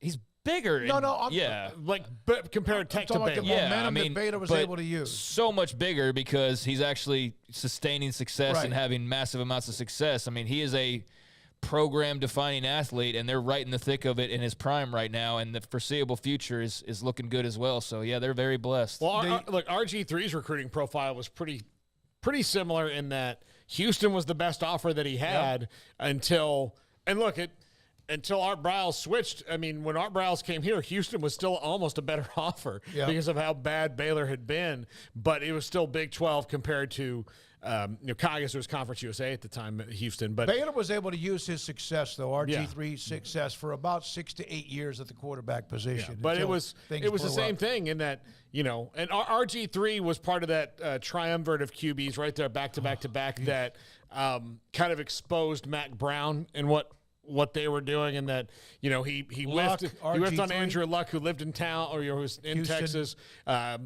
Told RG3 and Johnny Manziel that they were defensive backs. Okay, that's legend. I always have to put an asterisk on this, and I get that, but he had everyone's dream in Garrett Gilbert out of Lake Travis, and it just did not work out for him. Arlo asked me he was talking about how Heisman Trophy winners are dunce, idiots, whatever, because he didn't win the Heisman. In 2016, Mahomes' his last 2 years, sophomore, junior year, corrected me, Craig, on the fact he left after his junior year. He put up monstrous numbers, but Tech was 5-7. In 2016, I wasn't a Heisman voter yet, but the top three were Lamar Jackson, Deshaun Watson, and Baker Mayfield. That's very deep and heavy. D.D. Westbrook had a great run because of Oklahoma. Jabril Peppers was phenomenal at Michigan. Jake Browning had a big time at Washington. Jonathan Allen, Deontay Foreman put up, I think, 2,000 yards at UT. Christian McCaffrey was 9th. Dalvin Cook was 10th. And so that was just a loaded year, but he didn't – I don't know if he got some – That's a hindsight thing. Yeah. That's a hindsight 2020 thing because, he was also up for other awards as well. And, Tech wasn't good enough. I mean, and, it's an individual award at the end of the day, but yeah, there is something to your team also having success. And when they're not even making a bowl game, that yardage, it doesn't look as empty now in hindsight. You realize oh, wow, the fact that he got them to 5 wins is actually incredible. They should have won 3 games instead. That's where, but I mean, the game where he set the NCAA record for throwing nearly 1,000 total, or had nearly 1,000, he lost. Mm-hmm. He lost to Baker Mayfield. Yep. Who had as much, if not, or is about the same, hundreds of yardage in that game, and Oklahoma won that game. So, at some point, results do matter, and they are the tipping point.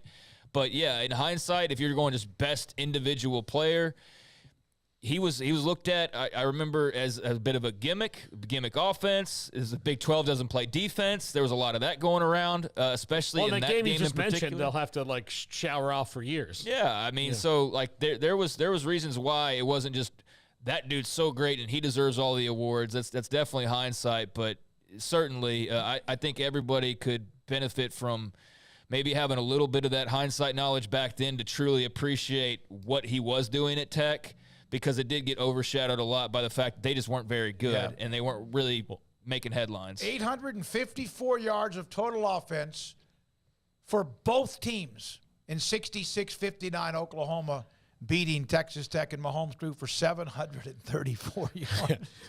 Threw 88 passes. And the other thing to remember when 88 passes. When it comes to Heisman voting, historically, only one player from a losing team has ever won the award, and that was Paul Hornung for Notre Dame. So he had to have Paul Hornung had that great year for Notre Dame in one of the Notre Dame's worst years. But if it was Paul Hornung at Indiana, he would not have won the award.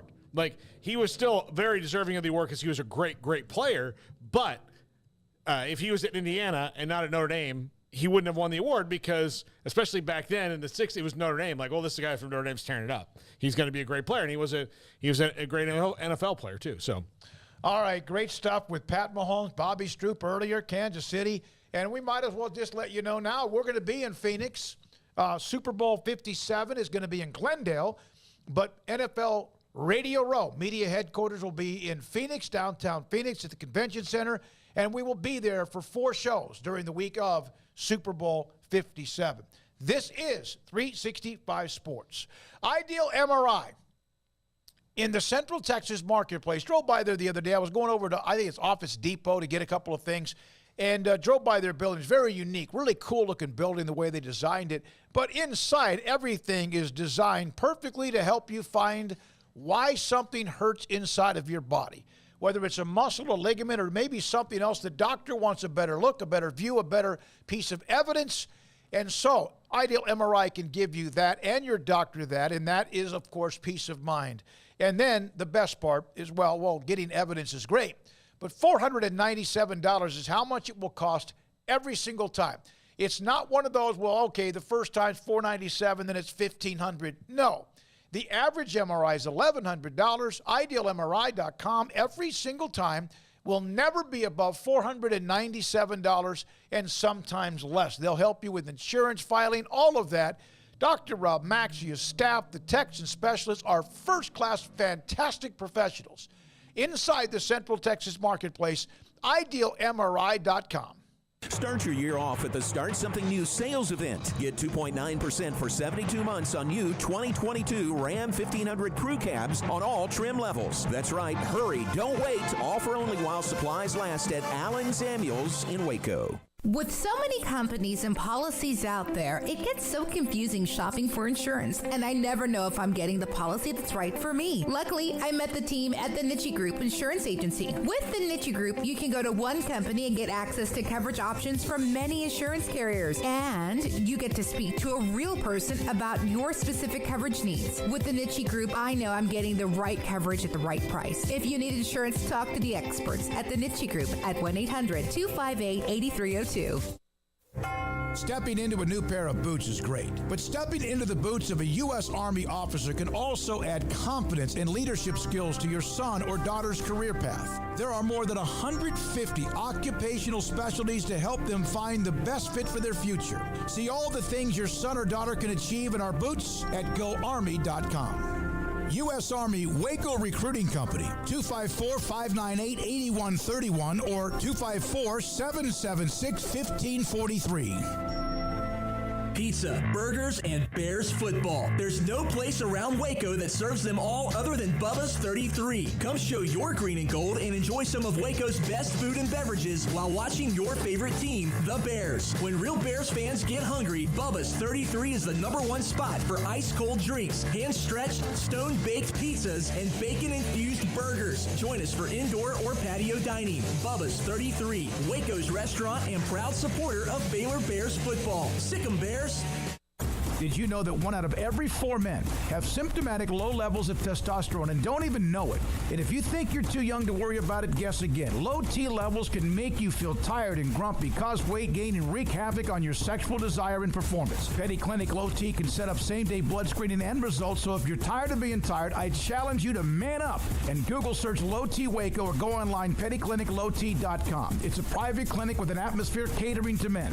Affordable, only $150 a month, includes lab work, office consultation, testosterone injections, follow-up visits compared to $395 a month in Dallas or Austin, and you don't have to fight the traffic. Petty Clinic Low T as board-certified physician consultations will provide the best form of brand-strength testosterone available. Contact Petty Clinic Low T today. Just off Highway 84 on Old Hewitt Drive in Woodway, Petty Clinic Low T, helping men become the high-performance men they deserve to be. PettyClinicLowT.com or Google search Low T Waco.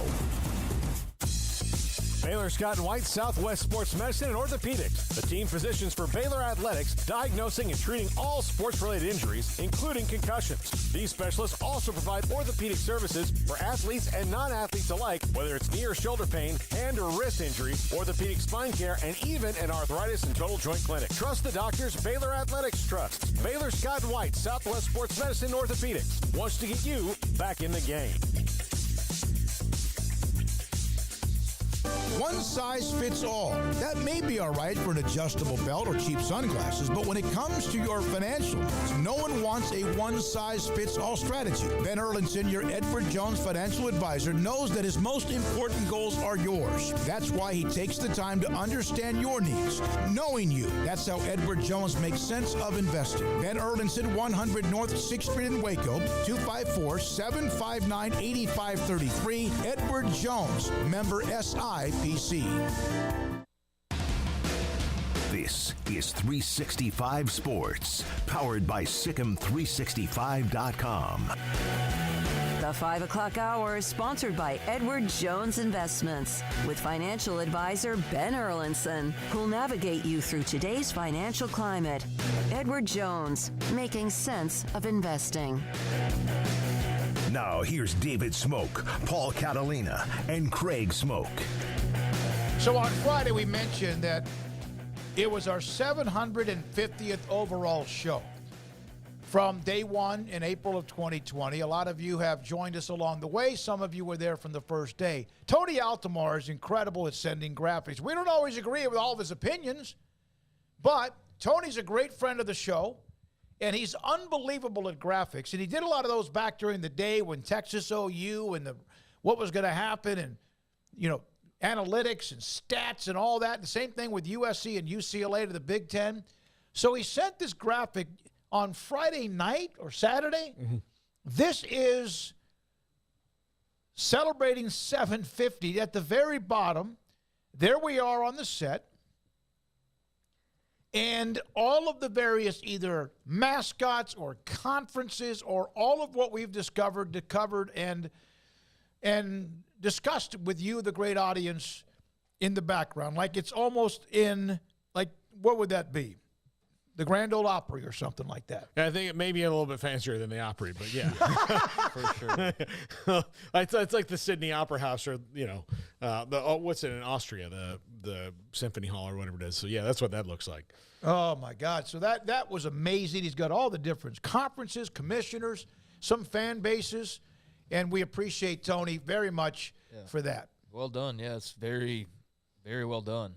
That's impressive and very cool picture, so appreciate that. Got your cocaine bear picture as well, Tony. He sent one of those too? Yeah. But, yeah, no, that was really well done. And yeah, cool milestone to celebrate, but long way to go, hopefully. And, yeah, a lot of guests, a lot of topics, and a lot of ground covered. And really – the biggest thing we probably ever discussed is realignment. Amazing how much that quieted down during the season, although that wasn't so surprising. But to now get on the other side of Kevin Warren, and I realize y'all need to remind me tomorrow. We're not getting Mac, though, are we? No. Big 12 meetings are Thursday, Friday, so his entire week's schedule condensed.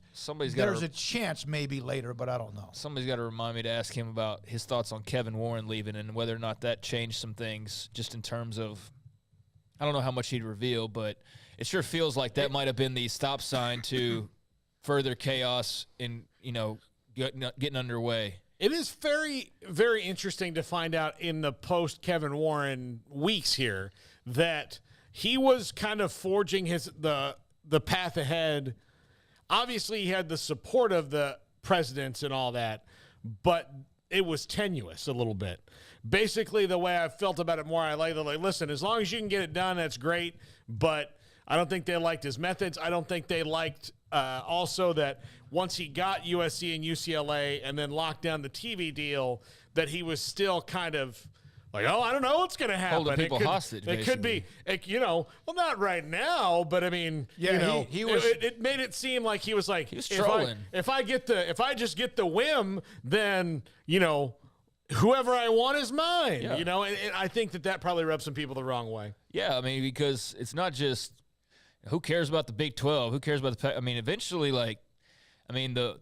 the person who replaces him very well could be coming from the ACC. Mm-hmm. I mean, you're going to, it's like we talk about in coaching, like you're eventually going to cross paths with somebody if you stick around long enough. Right. On a staff or in a conference or whatever. So, it's a lesson you can apply to life as well, but even more so in very specific jobs like that. Like you're definitely rubbing some people the wrong way when you're constantly keeping them under threat of poaching and destroying what they do and destroying their livelihood in so many ways. So, yeah, I think that Kevin Warren made probably a ton of enemies and didn't really seem to care. And you see him just leave a grenade and walk out the door. So, that's how he operates, and he's not any worse for wear. He's got a even bigger, better job now, and he's done with college football.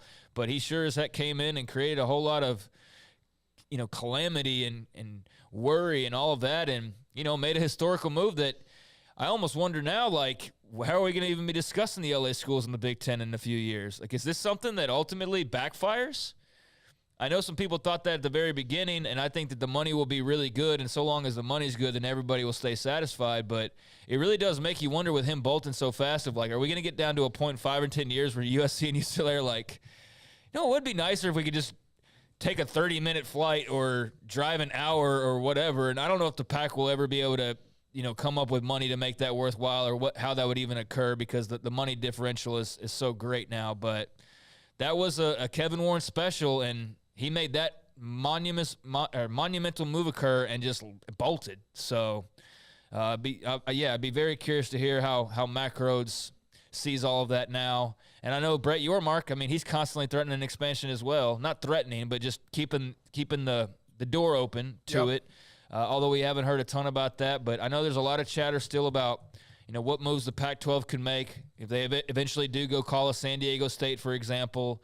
And I know the Big 12 is not necessarily done either, but Kevin Warren sure did create a bit of a storm and then just went on out the door. He kind of was a bull in a china shop, so to speak, and he now goes and tries to help the Bears, and the Big Ten has who they have, and I would think that, maybe there's somebody else that's going to be, I don't know if the word is rebel, but kind of the instigator on any of that. I think Yormark at times is maybe just picking a little bit, just kind of making sure it's out there because, by the way, the Pac-12 has sent some of their little zingers this way too. I know we have David Hellman. I got to get to this, Arlo. I know you're a tremendous and incredibly loyal and committed Texas Tech fan, but saying that Patrick Mahomes should have won the Heisman in 2016. He set a record when he played against Oklahoma for most passing yards in a game and all that. I gave you the names of those, the top three alone. And those three alone would have been any year for anybody. And then you took it to where, well, how come he didn't win it or get an invite and RG3 won the Heisman? RG3 and Baylor were 10-3. They got beat up by A&M and also Oklahoma State. He threw a primetime massive shifting touchdown pass to beat Oklahoma that also helped build a stadium. I'm not saying that, that one year's different than others, but in 2016, when you have Lamar Jackson, Deshaun Watson, and Baker Mayfield, that's going to be a hard nut to crack. And you don't even make a bowl game. Yeah, and Baylor was 10-3 after 20 years of basically just no man's land. And he was also incredibly RG3 dynamic that year, too. The Heisman was around almost 90 years. And in 90 years, one guy, one dude in the 60s. And Notre Dame had the reason. It wasn't him. It was Notre Dame. One guy in the 60s who played for Notre Dame, the only college football team that half the voters knew anyway, one dude won it with a losing record. One. All the rest of them come from teams with winning records. Now, if you want to talk about there's some guys that played on teams with winning records that maybe buoyed their chances, the Gino Torettas of the world, yeah, that's probably true.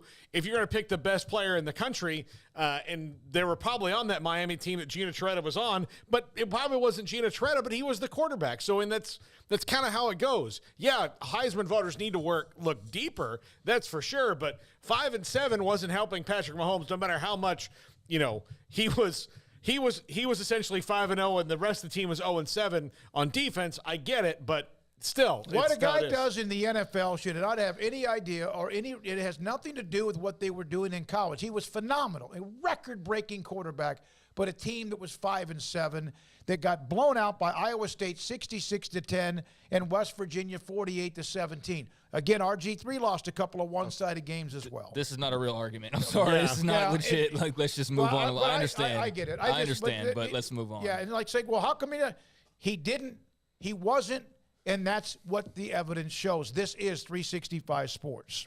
Waco Custom Marketplace, your hometown grocery store, 425 Lake Air Drive in Waco, where they have a full-service butcher shop and a bakery.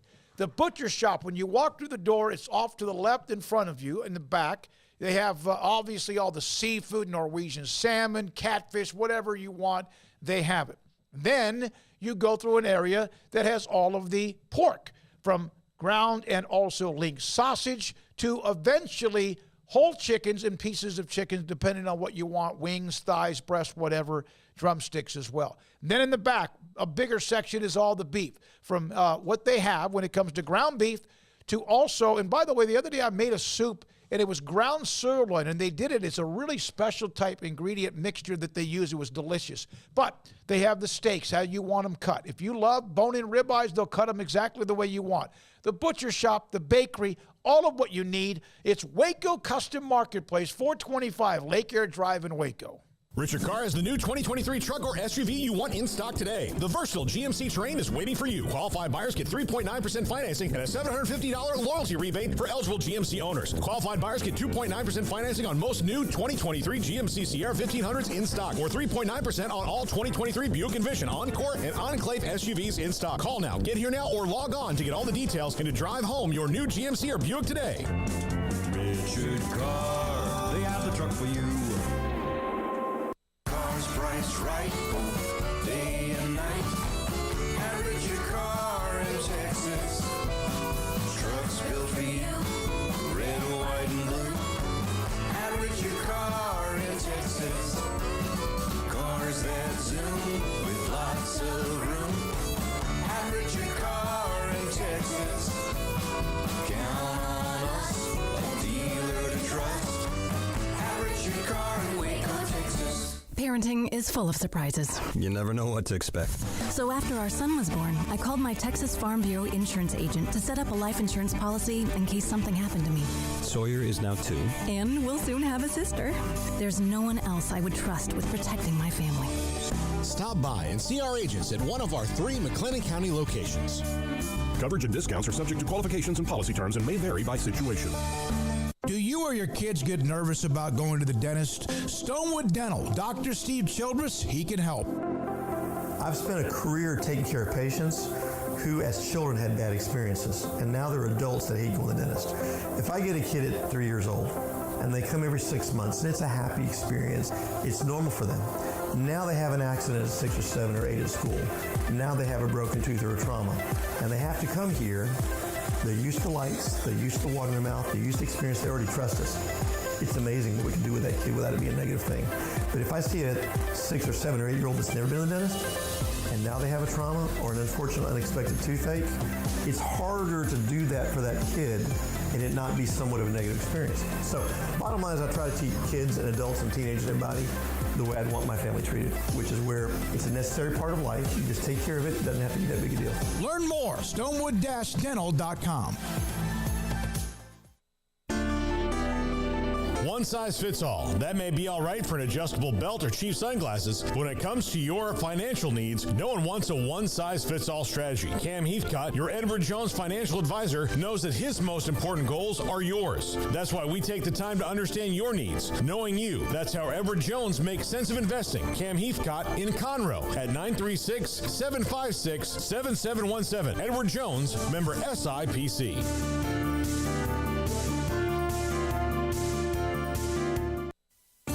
There are 26 letters in the alphabet, over 600,000 words in the dictionary, and just 3 of them said together can change everything. Let's order pizza. Those 3 words lead to dough made from scratch and 3 fresh signature cheeses that blanket golden crust in a heavenly melt on Marco's Pizza that'll blow your mind. So visit Marcos.com to order and stop by Marco's Pizza in Belmead, China Spring, Woodway, and in Robinson. Marco's. Pizza lovers get it.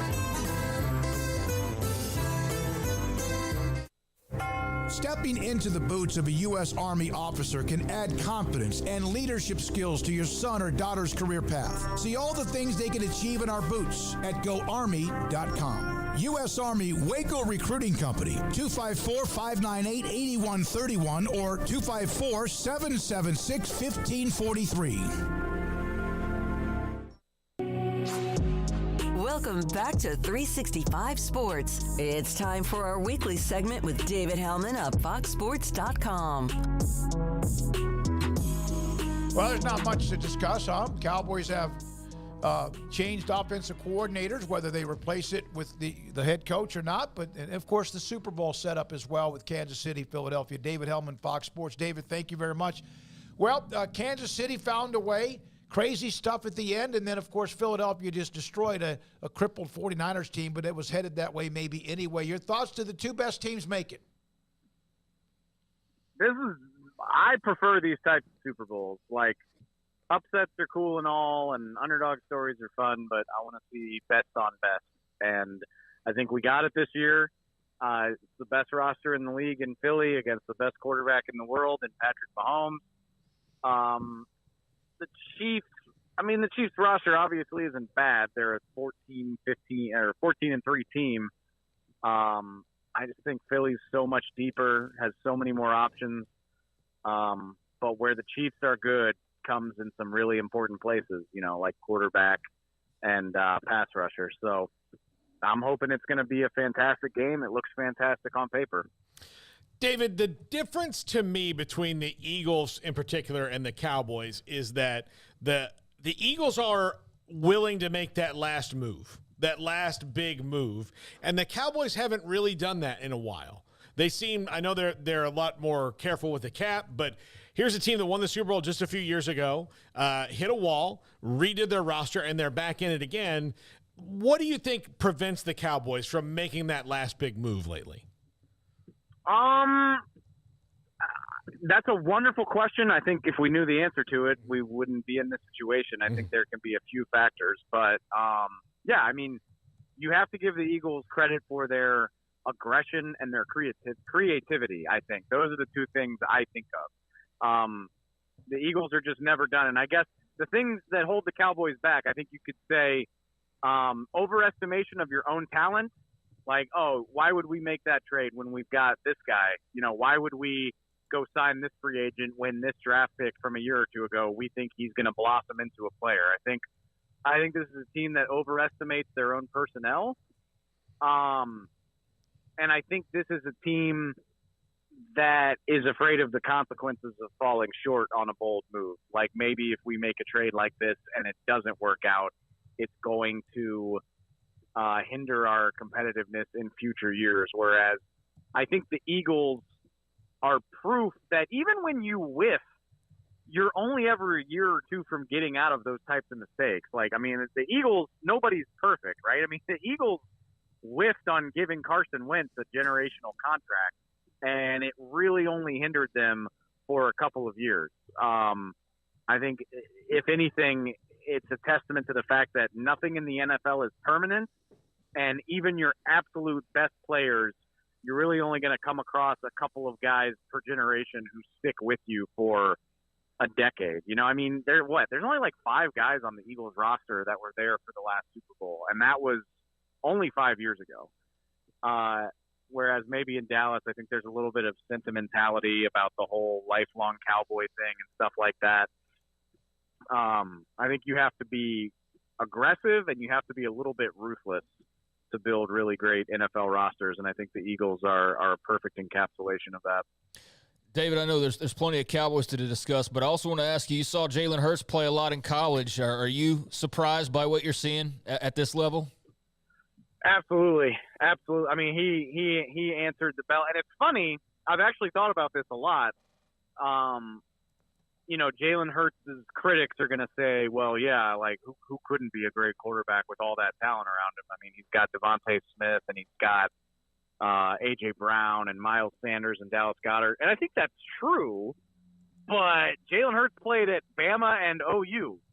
He had a lot of talent around him in college and couldn't get the job done. Obviously, he got benched while he was at Bama, and they had a nice season when he was at OU, but obviously fell short of the ultimate goal. So, I mean, yes, the Eagles have done a phenomenal job of putting talent around him, but he's raised his game in a way that I didn't think he was capable of because he had this type of talent around him in college and didn't look this good doing it. So, even if the supporting cast is part of the reason for it, I think you've really got to give him his credit for raising his level of play. When did you think Kellen Moore's job was in jeopardy? Honestly, I guess over the weekend, because what happened was Mike McCarthy did his end of season presser, and he didn't want to comment on Kellen Moore, and everybody kind of overreacted to it. Well, clearly not overreacted to it. I guess that's my point. Everybody was kind of like, "Ooh, I think Kellen Moore's in trouble." And I'll be honest, I didn't really buy it. I was like, well, whatever. Kellen's been out doing head coaching interviews. Mike just probably hasn't had a whole lot of chance to talk to him. I don't think being non-committal really means a whole lot. And then I spent a little bit of time over Friday and Saturday reaching out to people I trust and people I know that are inside and near the organization. And I came away from those conversations like, oh, okay, so maybe there's a little more discontent here than I realized. And obviously they say it was mutual. I guess maybe it was, but obviously the Cowboys, when you part ways with a guy that still has a year on his contract, that leads you to believe the Cowboys think they can do better. So it's such an interesting place with Kellen Moore. I keep saying it, like, if you think he's a damn good coach and the Cowboys are going to have a hard time replacing him, I believe you. If you say the Cowboys routinely come up short in big moments and have a hard time scoring points in their biggest games, I believe you there too. Like, I think both of those things can be true. So, I know it doesn't make for interesting radio. Like, I'm not overly pro the decision or anti. I'm just like, yeah, I could understand why you'd be frustrated. But I do think it's going to be a challenge definitively improving on the results you've had over the last few years. So I can't wait to see how they do it, because I do think it's going to be a little bit of a challenge. David, I think the thing that maybe they settled on is that they need someone for the different voice for Dak, because like we talked about before last week, I think we know what Dak Prescott's limitations are. We know what he is at his peak. We know what he is at the bottom.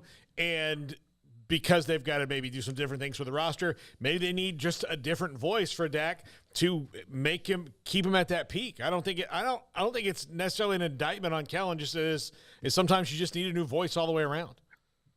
Yeah, maybe, and that's going to be what makes it so interesting. Is, I mean, so by all accounts, they're gonna hire a new OC. Like, Mike McCarthy's not gonna do two jobs, so they're gonna hire a new offensive coordinator. I think the odds are in favor of it being an outside hire, just because most of the realistic options are gone as well. Like, Doug Nussmeier's gone, Joe Philbin's gone. Brian Schottenheimer, I guess, is a name to know if they do hire from within. But it feels likely that it'll be an outside hire. But then at the same time, Mike McCarthy is supposedly going to call the plays. So the voice that's in Dak's ear on game day isn't going to be that different, because Mike McCarthy's been here for, this will be his fourth year. But like I said, I mean, I'm interested to see how it goes. I'm not ruling it out. we have seen tweaks like this lead to better results, but I mean, the results are what they are. Top five over the last 4 years. Only offense that's consistently been better while Kellen's been in charge is Kansas City. So I understand it, and I get why they would seek to improve, but they better make a hell of a hire, I think, if they're going to pull it off. I have the best compliment in the chat room for you from JG Neolardo. I'd have a beer with David Hellman. Good guess. Thumbs up. That is about as high praise as it gets. I appreciate that. Yeah, I mean, and I am a fun person to get a beer with, so I appreciate that. Shocking. Hey, buddy, thank you very much, David. Will you be covering the Super Bowl from California? Or are you going to be, with Fox Sports and all that? Will you be in Phoenix or what? I will be in Phoenix. We're doing our show live from Phoenix for the second half of next week, and then I'm still working out the logistics, but I plan on being in the building on Sunday. I hope that comes to fruition because I've actually, I cover the Cowboys, so I've never been to a Super Bowl. So I'm looking forward to scratching that off my bucket list. How about this stat? And I think it was R.J. Ochoa. The Eagles have been to 7 NFC championship games since the last time the Cowboys or Washington was in a championship moment. 7. Yeah, I mean, the Eagles have been running laps around the Cowboys for 20 years at this point. And I said yesterday, like Paul alluded to, I mean, for them to tear down a championship team, like I said, I mean, Jason Kelsey, Brandon Graham, there's a few guys left over from the 2017 team, but it is not a lot. Like, the core of that team is completely different. And they're back in the Super Bowl before Dallas has sniffed it. It should prompt some soul searching in the Dallas front office. But to the point you just made, Philly's been doing this on a regular basis for a long time, and that hasn't changed. So we'll see. We'll be there too. Yeah, we'll be at Radio David, Row. So great. Yeah. So hopefully we'll get to cross paths. All right, David. Yeah, holler at me. All right, guys, I appreciate it. Thank you, David Hellman, Fox Sports. With us. What a great compliment. Sit down and drink a cold one with him. I can testify to it. It's all great. Right. When we come back, we'll have Paul's top 5. We'll see if Paxton can get himself back on point after a very bad, rough outing on Friday. This is 365 Sports. Kick off the new year at the Start Something New sales event. Get up to $2,500 in total values and 1.9% for 72 months on the new 2023 Jeep Grand Cherokee Limited with second and third row seating options. The Start Something New sales event is happening now at Allen Samuels in Waco. Howdy, Chet Garner here, professional guide, searching for bears in the wild. But not just any bears, oh no, a particular kind. With hundreds of thousands roaming freely in the wild, yet still hard to spot unless you know the signs. There they are, Baylor bears. If you're a bear enthusiast or even a bear yourself, join me and let's find some bears in the wild. Join the expedition at baylor.edu/alumni. Hi, this is Paul Catalina. I recently got engaged to the love of my life, but the most important thing that I had to do before I popped the question was get that perfect ring. And I know nothing about rings. So I went to the wedding ring store, Boozer's Jewelers on Valley Mills Drive. I knew I needed a custom design, and that's exactly what they do. 9 out of 10 of their engagement rings are designed in-house. The entire process took less than a month, and they were great every step of the way. Great options on financing, excellent selection, and talented designers. My fiance and I get nonstop compliments on the ring. I only deserve credit for doing the smartest thing I could, walking into Boozer's and letting them work their magic. Your one-of-a-kind fiance deserves a one-of-a-kind ring, and that's what you get at Boozer's. Boozer's Jewelers, the wedding ring store on Valley Mills Drive. From the first workout to the last practice, sports is an incredible and rewarding challenge. Hi, this is Dan Ingham with the First National Bank of Central Texas, and we're proud to support each athlete, every parent, and our educators. From families, small businesses, to the biggest industry, we're here to help. With remarkable products like our free First mobile app, we've got banking ideas that fuel big dreams. That's the First National Bank of Central Texas. Familiar faces making local decisions. Member FDIC, Equal Housing Lender.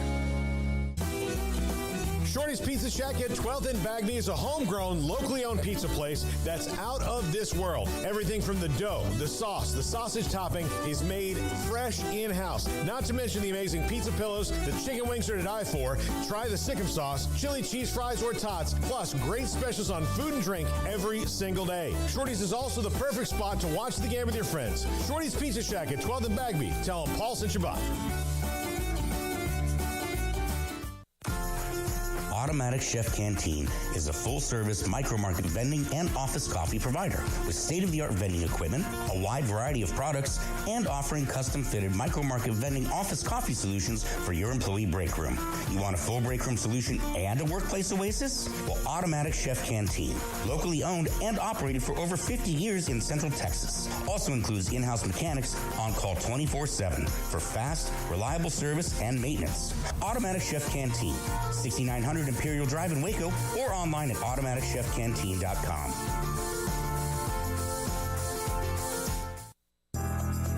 Riverbend Liquor and Wine, Lakeshore Drive, North 19th Street, right behind the bank, is a hidden gem in Waco. If you're a fan of bourbon, especially local Texas bourbons, that's where you gotta go. Balcones, TX, Devil's River, whatever it is, they've got it. Riverbend Liquor and Wine, plus the best selection of craft beers in Waco, seasonally churned out throughout the year. Whether it's spring, summer, fall, or winter, Riverbend Liquor and Wine, best selection of craft beers, a speedy drive-through window, and excellent customer service. Find out more on Instagram or just go by and see them. Lakeshore Drive at North 19th Street behind the bank.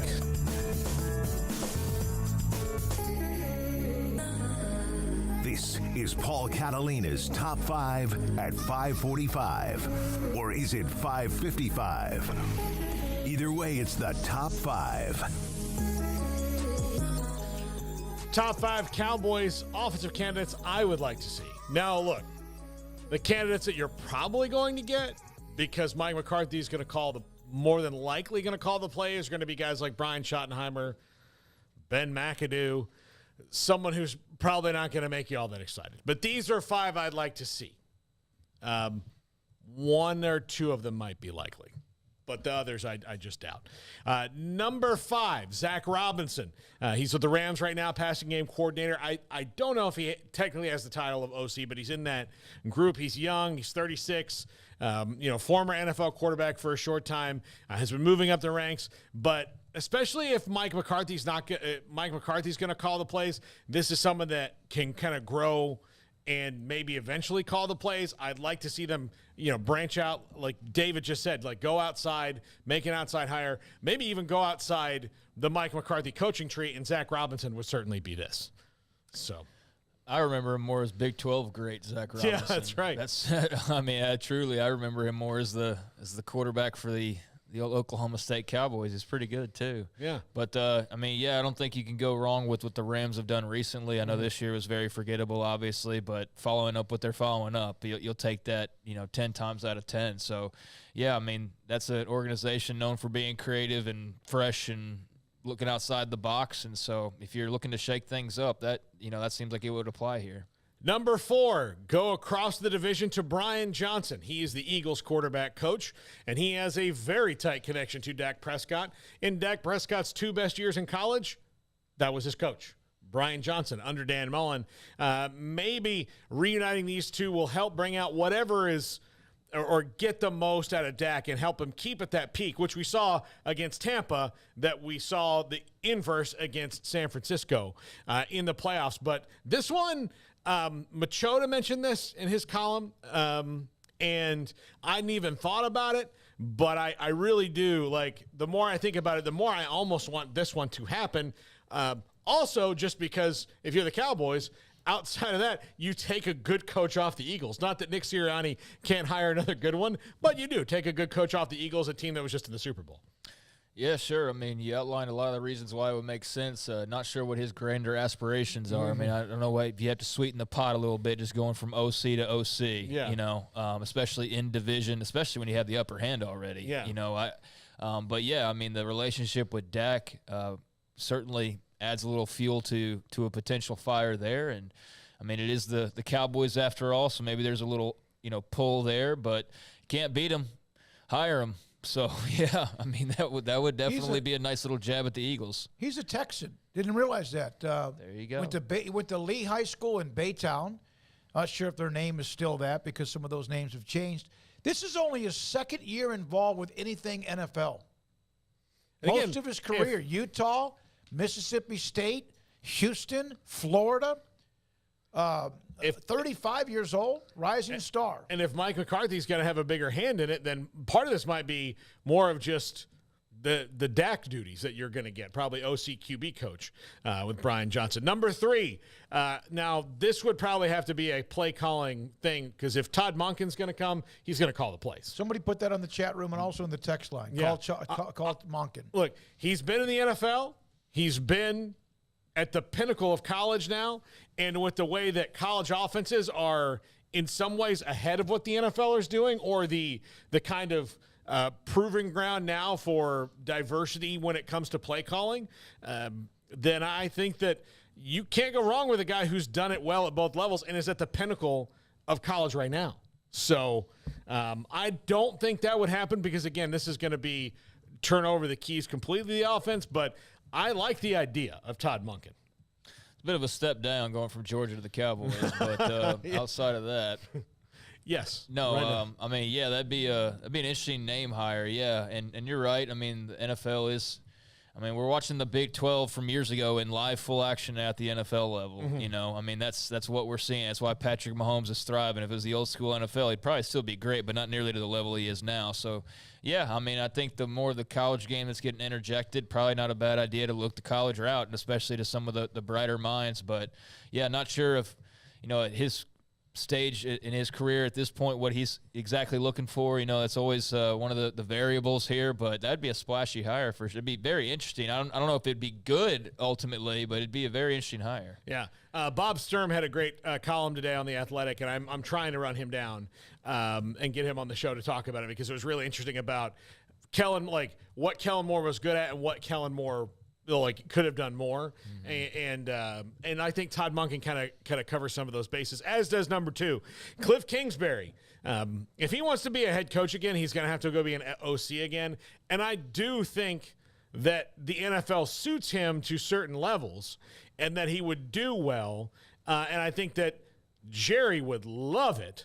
And he and Mike McCarthy overlapped a little bit in New Orleans in 2004. Also, thank you, John Machota, for that. But I do think that Cliff Kingsbury is someone that the Cowboys would look at, and I do think that McCarthy would let him kind of go and work the offense because it does need, what it is lacking is just a little bit of creativity. Even though Kellen Moore has put up all these yards and points and all of that, I think it just needs a little bit more spice. Like if it was a pot of chili, you'd be like, it's really good, but there's just one more ingredient you're missing. Like your chili without the grape jelly, Smoak. No, he could be the grape jelly. Like that's what they need. I almost made that this weekend. I almost dove into that because I knew it was going to be so cold. I did give away a secret ingredient, but none of the others. So again, just saying. Yeah, I don't know how much control he'd want, if he'd be okay with just not really being the guy but having the title and just having input. Maybe that would be right up his alley, though. Maybe that is sort of like the not fully dipping your – I mean, it's a full job, but, like, it's not all the onus is on you like he's been experiencing as of late. But by the way, we're talking about Patrick Mahomes, the Heisman thing and all of that, which I think, you know, is very much a hindsight conversation. Yep. But he should never have gotten in the NFL after – not getting to a bowl game with Patrick Mahomes doing what he did his junior year. Yeah. Like, how in the world did he get an NFL job when Patrick Mahomes only won 5? Like, that's insane that they. Yeah, that was a remarkable, like, random hire. Yeah. It really was. Yeah, it was. And so, yeah, I mean, I'm very curious about his next steps because, you know, not so much on the NFL level, really, the dominoes that creates, but until he makes a decision, I mean, I guess it's always possible he could come back to the college level. And I don't know exactly how that would work at this stage, but yeah, I mean, he's a wild card and certainly a very interesting name, and you know, Texas boy and all that. So I know that would get Cowboys fans in a tizzy. I'll say this: if Mike McCarthy tells Jerry Jones that Cliff Kingsbury is the guy he wants, then Jerry will make sure that Cliff Kingsbury is off that beach in Thailand. Yeah, I mean that's how it's going to be, and he's going to make Cliff very, very comfortable. And I mean, it really fits Jerry. I don't know if it fits Mike, so we'll see. But I do think it kind of does fit Mike a little bit more than people may understand. And number one, and this is a guy I think that a bunch of teams could hire, is Byron Leftwich. I think Byron Leftwich is a brilliant offensive mind. I think that, yes, I mean, Tom Brady certainly helped get him more notoriety, and Tom Brady's going to help anybody do that. But the Bucs' failings this year are not on Byron Leftwich. They're on the ACLs, collarbones, shoulders, shins, and knees of the poor offensive line who kept getting hurt. I mean, it changes everything. It made the Bucs unable, with good running backs, not to run the ball. And, you know, maybe they were trying to not put so much on a 45-year-old quarterback. It threw all the wide receivers out of rhythm. He had to throw the ball 50 or 60 times a game. That was not the plan. Yeah. That was not the plan. So the fact that they won the division and made it to the playoffs in spite of all that means to me that Byron Leftwich is pretty damn good at his job, and I would love to see him, come to the silver and blue. But I think he'll land on his feet, and I think he's going to land with a really good quarterback wherever it is. Yeah, I mean, he'll definitely land on his feet. This isn't in the end of the road for him by any means, but yeah, it obviously was a very tough year in Tampa, and you're right. I mean, watching old Brady out there just throwing it at will every single down was pretty ugly when it was all said and done. And yeah, it seemed like there was a lot of it's not right with Tampa starting with the injuries. So yeah, I mean, I understand why they made a move, but I also know that he'll bounce back and land just nicely wherever that may be. And Dallas makes some sense for some of the reasons that you mentioned. I think that he could do some good, and I don't know what their candidate pool is going to look like, but I would imagine he's certainly got to be one of those in there. I'd imagine most of the names that you listed, if not all of them, are probably in that candidate pool. So yeah, definitely could see Byron Leftwich being the next OC in Dallas. All right, great stuff, Paul. And by the way, Paxton had Cliff Kingsbury at 1. Paxton had Lovie Smith at 2. We're talking offensive coordinators. Lovie's a defensive guy, and I'm not sure about how many more times he's going to get back into the coaching, but he does love the game. There's a couple other notes. Did you guys see the big fight, the Trent Williams slamming down?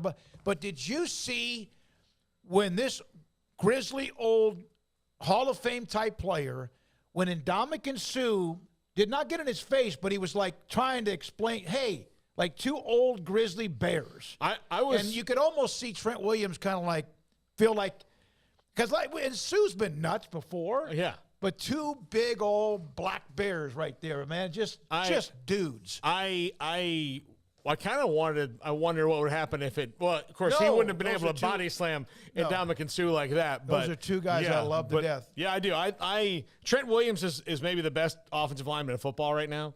Lane Johnson's up there too. Another East Texas kid. Yeah, so all from the same spot. By the way, we are, and thank you, retired stockbroker, $2 super chat. We're 60 away from 28K. 60 subscribers away from 28K. So if you have not subscribed, please do and get us over the 28K hump. Yeah, right. I mean, I say this on occasion, but we really don't try and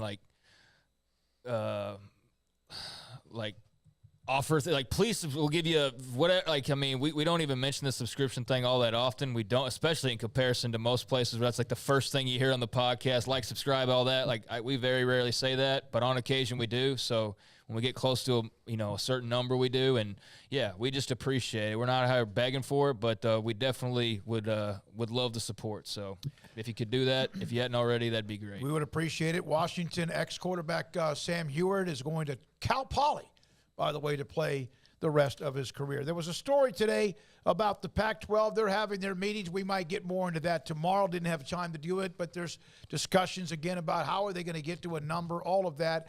And Sports Tonight at 10:30 on the CW channel coming up, thanks to Emery Winter and the CW channel. Baylor, Texas at 8. We'll discuss that and more tomorrow.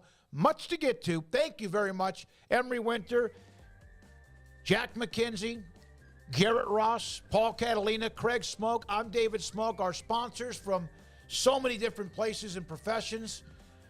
I'm David Smoak. Good night on 365 Sports.